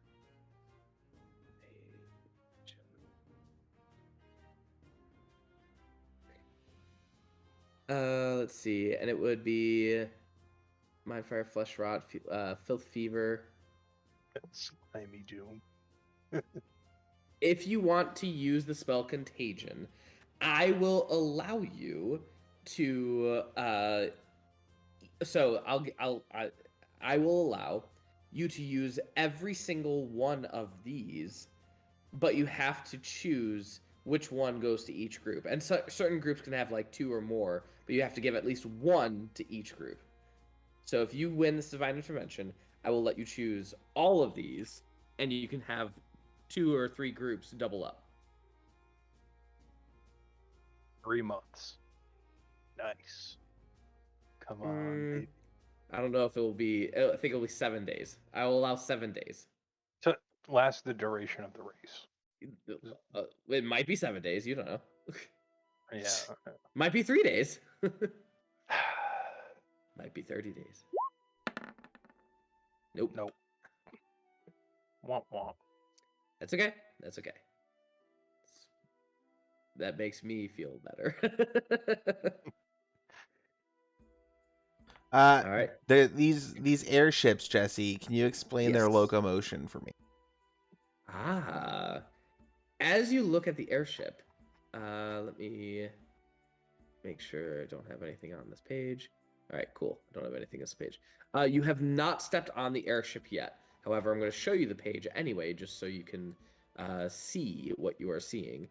But you can see that there is the sails on the airships, as well as a cage in the center of the airship that looks to have something swirling and whirling all around. As Iris looks to you, Elora, and just says, "Oh, that's the air elemental that powers the ship. Definitely want to protect that. That's the elemental propulsion cage.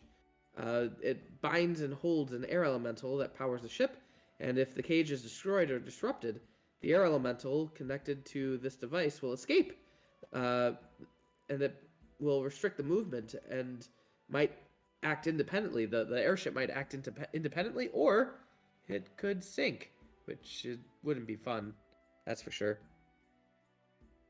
But you could also see that there's a deck down below, and yeah, there's a lot of different things.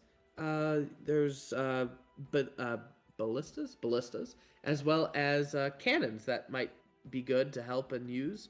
Let's see, what else? You could obviously steer, and we have booster wings on ours. These devices can be utilized by the ship's crew to boost the speed or turning capabilities of the airship.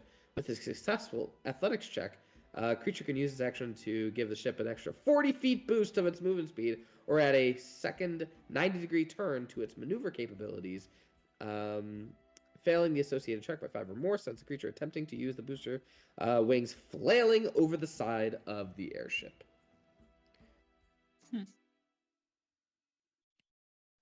All right.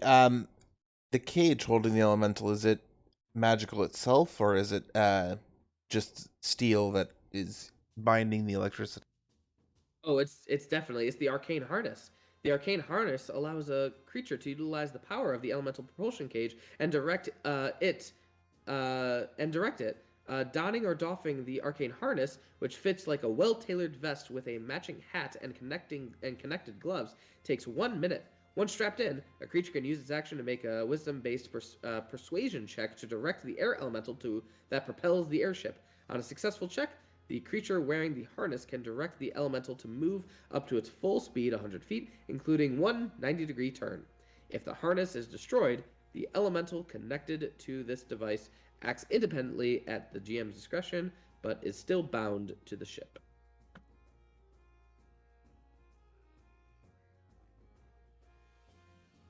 In other words, one of you will have to strap in. Strap in or strap on?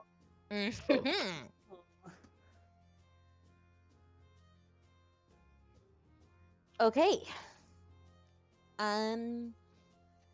Kaelor straps in since he's not here. I would Yeah. think that's fair.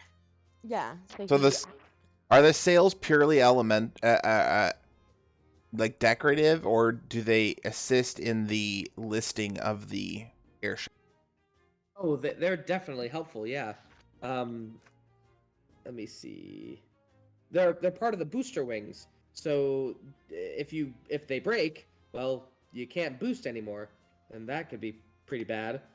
And also could add a second 90-degree turn if they. So Yes, you could fly them without the wings, but then you won't get the boost or a second 90-degree turn if you ever need it, which, have you looked around? And you can see, looking around all the earthbergs around, looks like a pretty treacherous sky with all these different things floating around. And so having that extra turn might be very useful.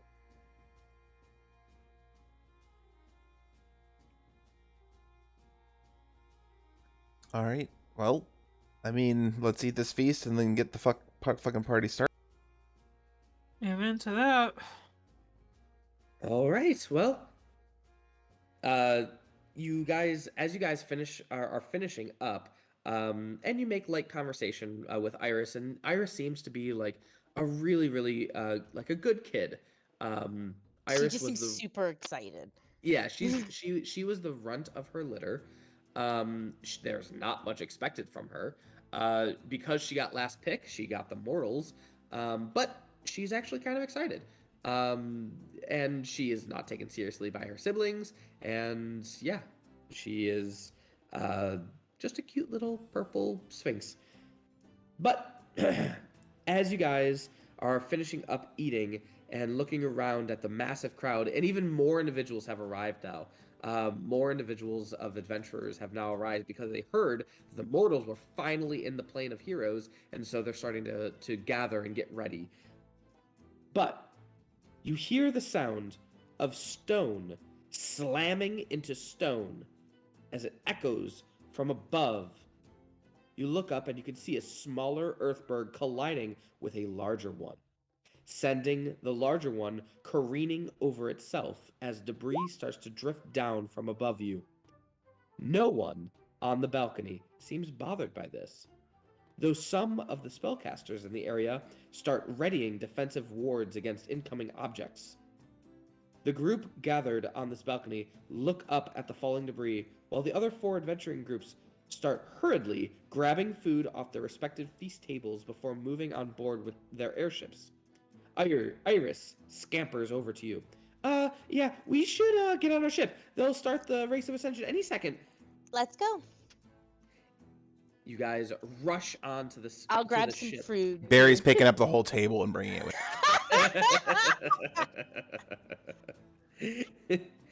You guys rush onto the airship, and you can see Olivia D'Artagnan is now under a canopy of a wide magical umbrella floating above the balcony and ahead of the airships, reading hurriedly from a scroll.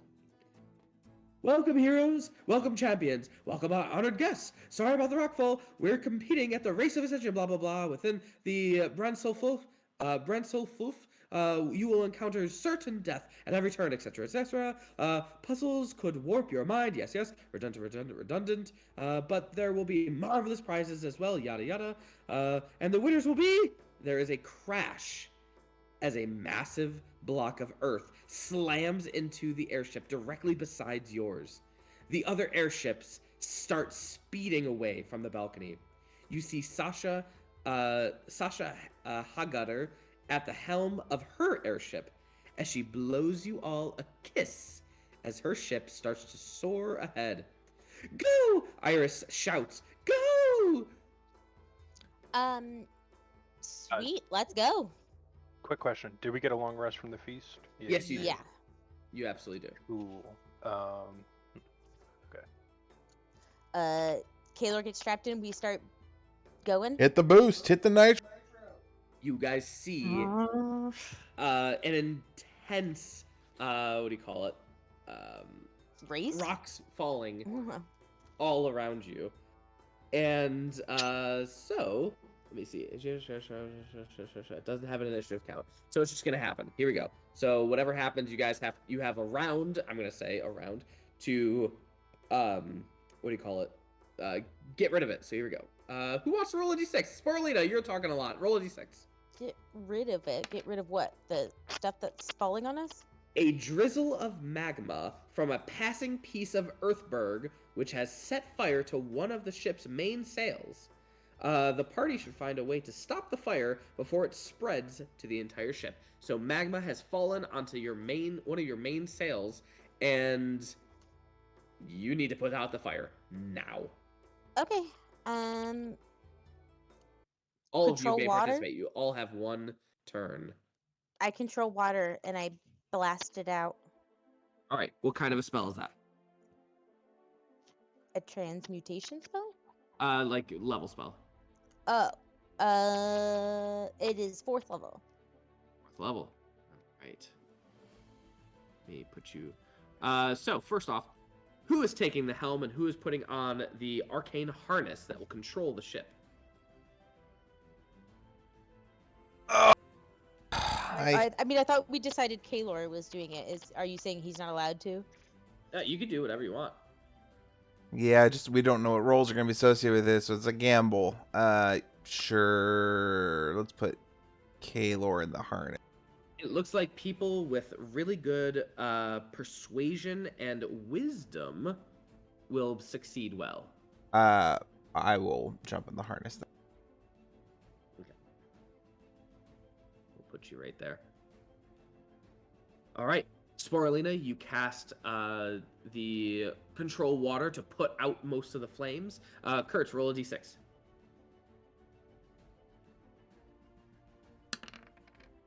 Roll another d6. I don't want your fucking 2. 5. A chunk of debris that drops onto the airship. 2 creatures of my choice have to dive out of the way or take bludgeoning damage on a failed dexterity save. The debris leaves a permanent hole within the ship. Cool. The 2 creatures I choose, everyone roll a d100. Including Barry. First one's me, Highest second one one's gets Barry. it. Got it. And then this will be Why? Kaelor. Got it. It's looking like... It's me. And Cinna. Nope, and Kertz. Correct. Kertz and Cinna. Kertz and Sporelina. Kertz and Sporelina. Make dexterity saving throws as 2 massive pieces of debris, earth debris, come crashing down. Fuck off. Ouch. This is gonna hurt.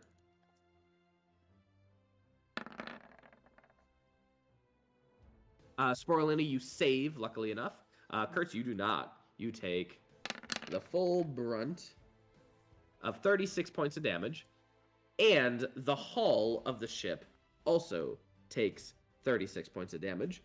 The ship has 200 hit points, and I'm going to write that out, don't you worry. Text, what was it? 36 out of 200. And we're going to make that real big. Or not. How dare it. Range of any other ships. We will get to that in one moment. And I'm going to make this red. 36 out of 200. Okay. There you go. So I'm not doing math. I'm going forwards, not backwards. So 36 out of 200. The ship has taken said damage, and that was Sporelina's. That was Kertz. Can you just give me access to like an innocuous token, and I can track our HP that. Oh, good point. That's good. Good.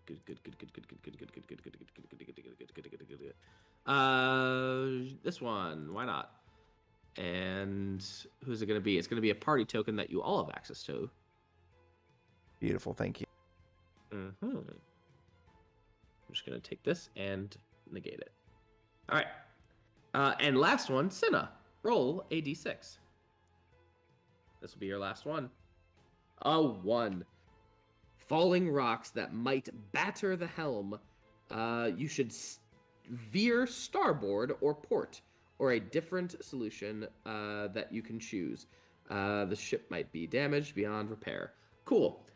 Cinna, you see a massive rock hurtling toward your ship. Elora is in charge of steering. What are you doing to help steer the ship as well? Which direction is this piece of rock coming from?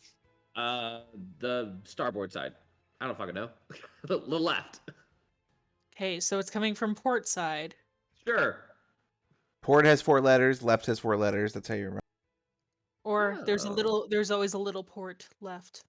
Yeah, we're gonna go starboard. Okay. We're gonna veer to avoid. All right, and you're gonna pull one of the ropes on one of the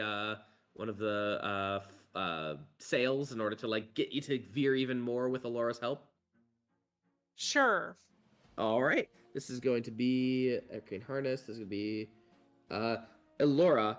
I need a wisdom-based persuasion, and Cinna, I need a strength check, athletics. Jesus. Can we help Cinna? I thought you meant wisdom saving throws. Shit. This. Okay. Oh. So you add your proficiency. Yeah. in So this is gonna be persuasion. -4. Wait. Oh, -4 to that. So 20. That's pretty damn good. That's really fucking good. You are able to veer, and unless Cinna fails by 5, you She are rolled good. a 5. Ooh. So She failed by that's 5 why I or said, more. do we see her doing it? Can we help her? The only one who can help her, I think, is either Kaelor or Barry. I So was Barry. help her. Yeah. all right, go ahead and roll again, Cinna, as Barry helps you. Thank you. You need a Barry, Barry. 14. Oh, look at that. Woo! Look at that. As Cinna pulls on the rope, it kind of like gives her rope burn and she has to let go for a second, but she grabs it again as Barry grabs her and just pulls her back while she is holding onto the rope, and it pulls it, and you guys turn enough and able to avoid the falling rocks, luckily enough. And yeah, as you get your bearings, Iris is sharing the following with you. While all that was happening, she was like shouting it out. My brothers and sisters will be aiding their respective groups in the race to ascension. They are ruthless and cunning, and have likely already analyzed every member of the party's various weaknesses. So, if you have any weaknesses, try not to have them. If you intend to make it through the Brensuluf, which is this current race that you're currently in, and win the race of ascension, you'll need to focus and work together. If you fail a challenge, there's a good chance you're going to die. It's not unexpected, but you'll awake the next dawn at the entry point of the Brensuluf, where you can begin the process of working your way through once again. It's also kind of okay to cheat. I mean, it's a battle of life and death. That means pulling out all the stops, even if that means attacking other participants. I also saw, while you guys were doing that, I saw 2 ships fail at the very beginning of the race. That just leaves 2 more ahead of us. The Hellfire Harpies appear to be well ahead of us, but I don't see where the Angry Anvils are. How far ahead is way ahead? Make a perception check, whoever would like to. I will double that. I will assist. I want to also.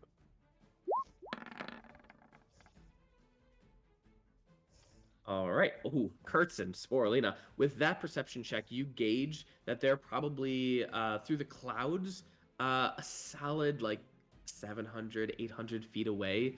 But I would say Sporelina is the only one. It was a 25.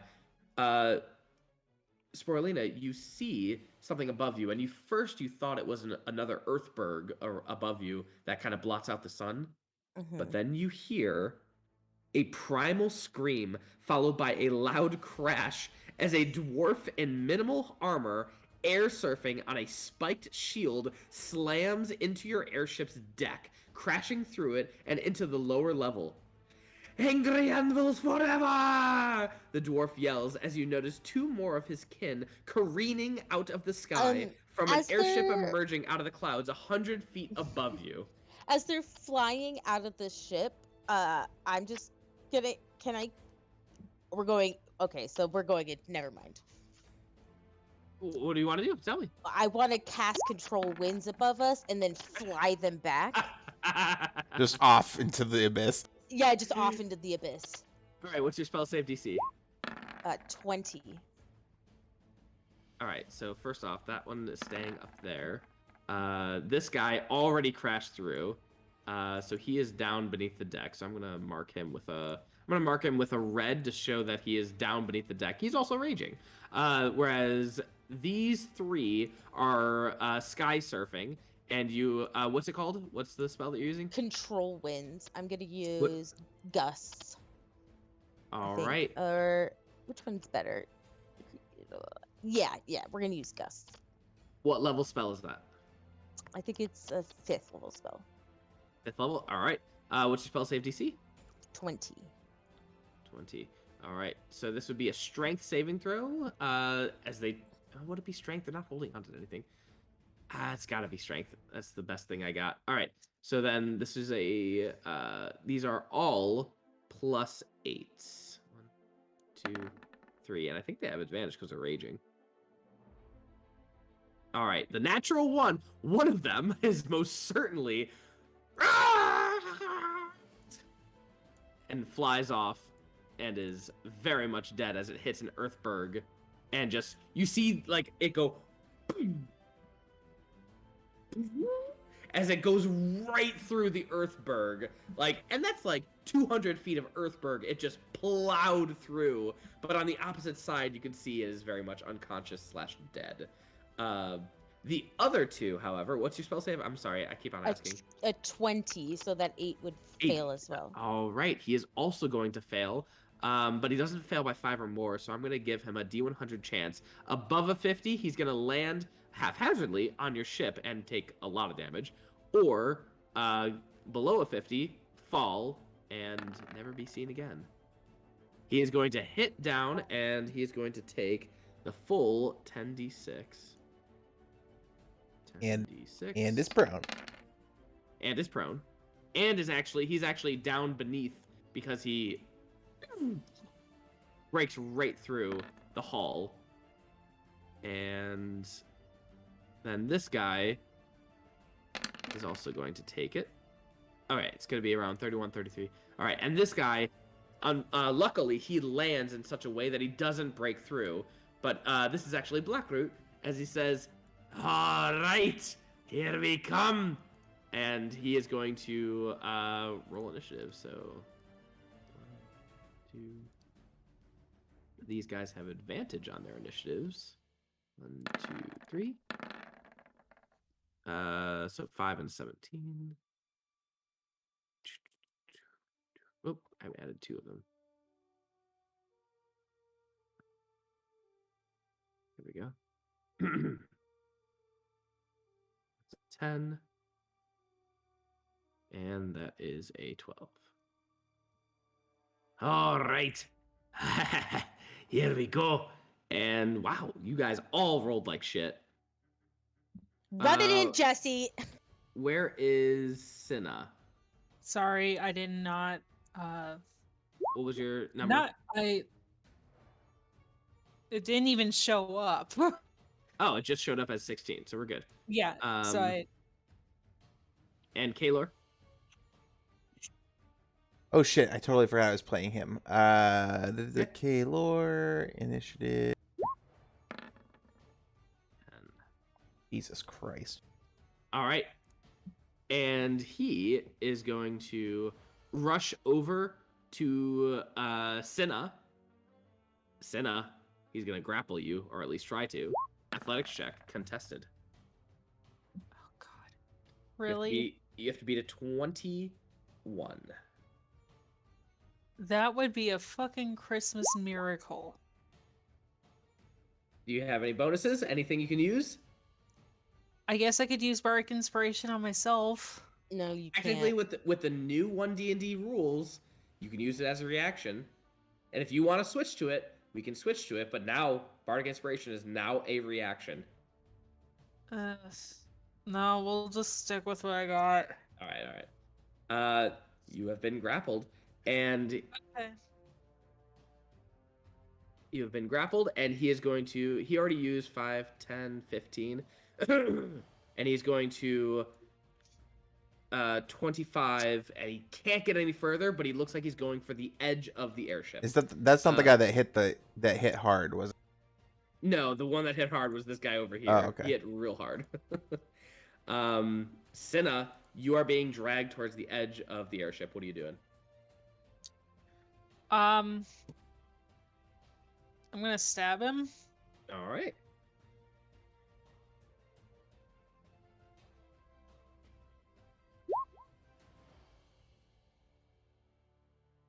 Uh, 20 will absolutely hit. Roll damage. As you are being like in a headlock, you take out your dagger and just stab him right in the side. I believe you have. Do you have a second attack or no? Nope, I am a singleton. It sucks. All right. It deals half damage because he is raging. But I will give. Can I give Sporelina Bark Inspiration? Absolutely. All right. What do you say? Don't let him roll me over the edge. Got you. Pretty inspiring. Kurtz. Mildly threatening.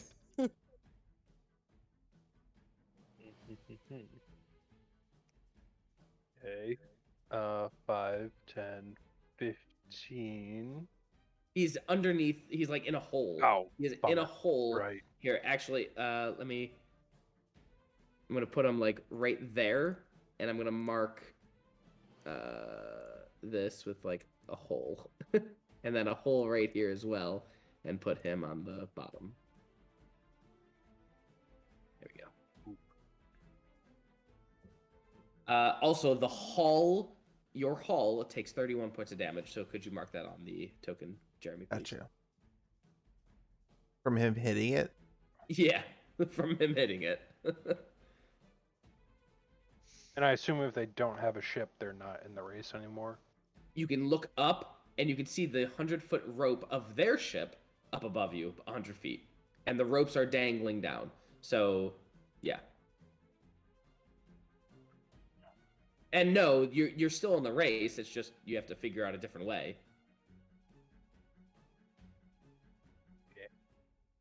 Okay. 5, 10, 15 drop through the hole on this guy. All right. And on the fall, we're going to use the Tri-Senator's Thumb Claw. Oh, yeah. Tell me when I miss. Ooh. Is that a natural 20? Yes, it is. I have advantage. It's all advantage. Hit, hit, hit. Q. And hit. Count it up. I'm not counting it. Yeah, I'll get back to you. Got it. All right.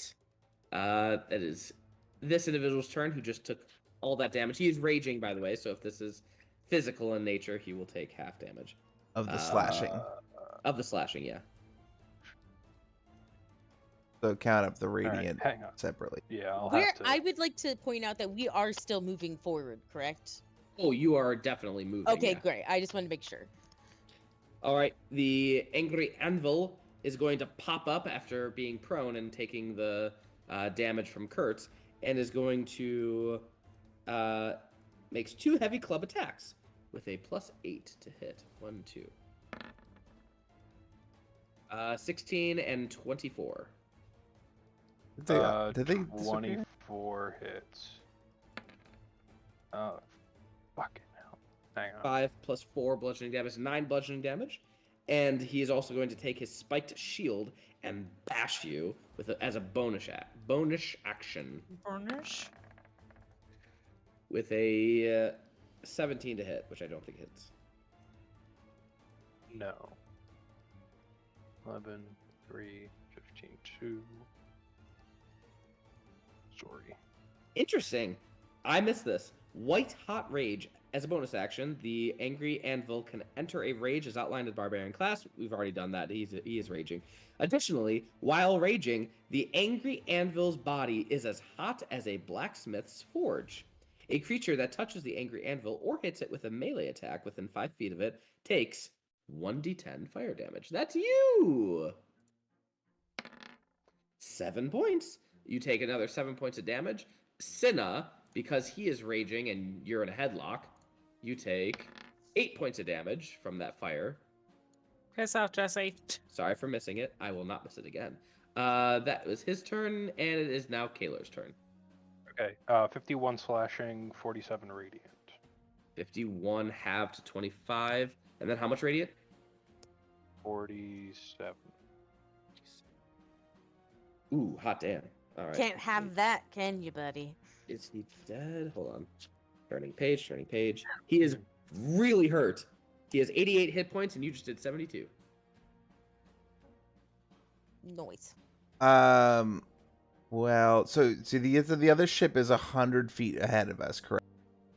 Above you. The Sorry, Anglican no, the harpies. is 700 or 800 Oh, feet Jesus. away Okay. from you. Well, fucking ridiculous.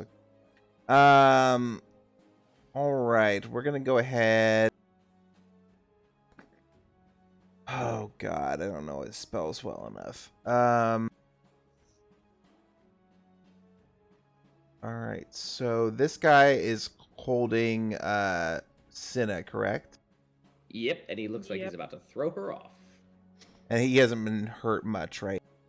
Nope. He All right. landed Hero's Landing. He's gonna cast a hold person on him. So wisdom saving throw. All right. Guess what? They're not that wise. I hoped so. Oh, shit! Plus 0, if it helps. it was 18 anyway. All right. Wow. Damn. 10% chance. All right. Well, that's the bullshit. I'm not sure how his spells work, so I'm just gonna say he casts a firebolt for his bonus. 14 will not hit. Okay. Well, Kaelor's used He tried. A for to move effort. away. All right, this individual right here is going to stand up from being prone from went through the thing. What's their speed? 35 feet. Wow, they're fast. 5, 10, 15, 20. That's about as far as he can go. And he is going to throw his club at Curty Boy. 1, 2. That's an improvised weapon attack. This is plus 8. 18 and 25. 25. Right. I'm just going by what it says. 10 plus 4, 10 points of damage to you. Bonus action, there's not much you can do. That is it. Elora. All right. Well, so I'm strapped in up here. I can't move, right? You have the harness on. You can move. Okay. But you have the harness on to control the air elemental whenever you so desire. If you say nothing, it will continue on the path it's going. So it's just a talking incidental to tell it to do something? Yeah. Okay. Fucking hit it, burn. Let's burn hard. And I'm gonna jump down here. We're gonna go ahead and do slicey on this motherfucker. God damn it. My neighbors are cooking something amazing. Always, man. Again? Yeah. Go ask them. Isn't that the worst? All right. Can I do my thing here? I don't know. I don't think it's. Hold on. Sorry. Let me see if I just looking at my reaction real quick. Yep. I'm gonna use 2 points of my exertion pool to twist the blade and turn that first one to a crit. Trying to get the Yup. beheading. What are the rules for the beheading? If legendary actions, it doesn't work, and what else? Or if the DM deems that it's too powerful of a creature. He is not too powerful. How do you want to behead him? I'm just gonna run down and ice his head. I had 10, 50, 20. Where would that drop me if I drop down that hole? Here. 25. Be right here, yeah. 30. It would end here. It wouldn't be enough to hit him with, so I'll just slice him down, and I'll point Barry to the hole. Barry. Barry's gonna just reach down into the hole. and try and grapple this guy. All right. What were you saying, Ree? I am concentrating on the wind, by the way. Okay. Keep farting the wind. This is a 6 plus 7. All That's right, a so win. second grapple. Is a 2 plus 7. Beautiful. He's gonna pull him out of the hole and throw him overboard. Will and scream included. Let's see. Does he have enough movement speed? I have a 15-foot reach. Oh, fucking A. Who gave you that? Yes. And he falls down. Gonna reach back down to the hole and try and grab this guy. I'm gonna say no. He's like the hypotenuse is not enough. It's a down and a curve. Barry's got elbows. Yeah, multiple elbows. I'm gonna say he used an action to throw the other guy. So. Okay, so that guy is now grappled then. All right, he is at least grappled. Cool. That's that will be Barry's turn. Okay, he's dead. Cinna. Oh, so I Okay. just don't get to go? Wait, where are you? I'm the last one. Oh, I'm She's sorry. 8. Oh yeah. Dude. I am going to take my control winds. That is a 100-foot cube. I'm going to trap the above ship in it, and I'm just gonna blast it back. Oh shit. All right. Ooh, this is tough. Okay, how am I gonna rule this one? So your spell save DC is 18, yeah? 20. 20. And you're trying to do what? You're pushing it upwards or backwards? Backwards. All right. So this sounds like it's gonna have to be against the air elemental. So I'm gonna get the air elemental. Yeah, I would say it's like the air elemental's strength, probably. Hold on. There is statistics for this, is there?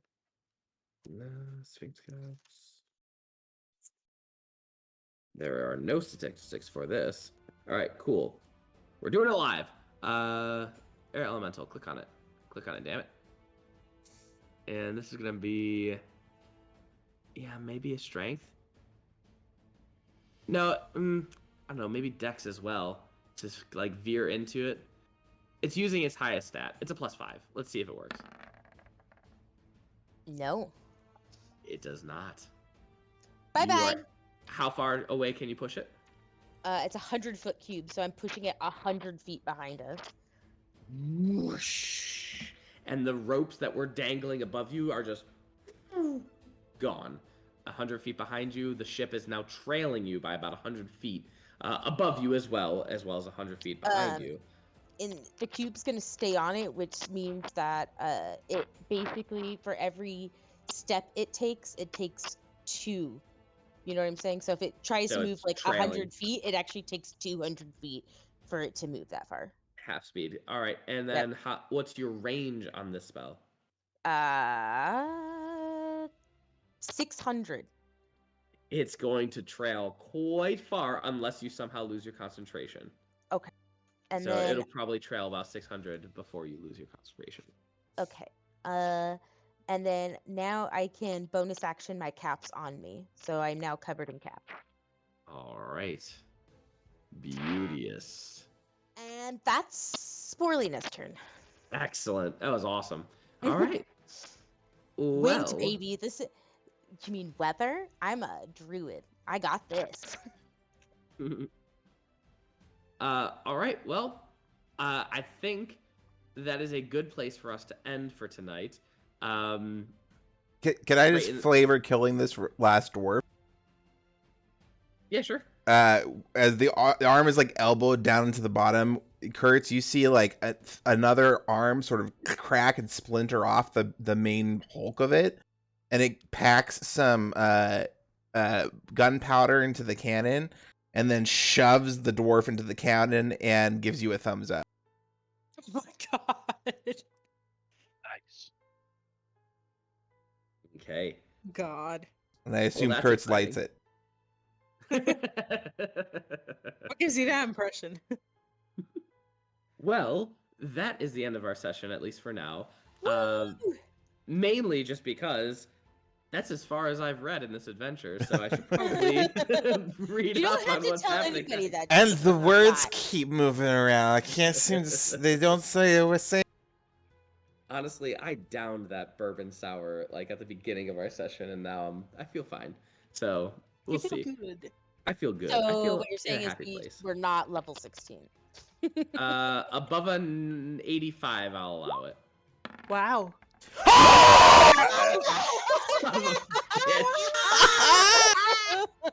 Fine, Sphinx. I am leveling up all the NPCs now. No, fuck you!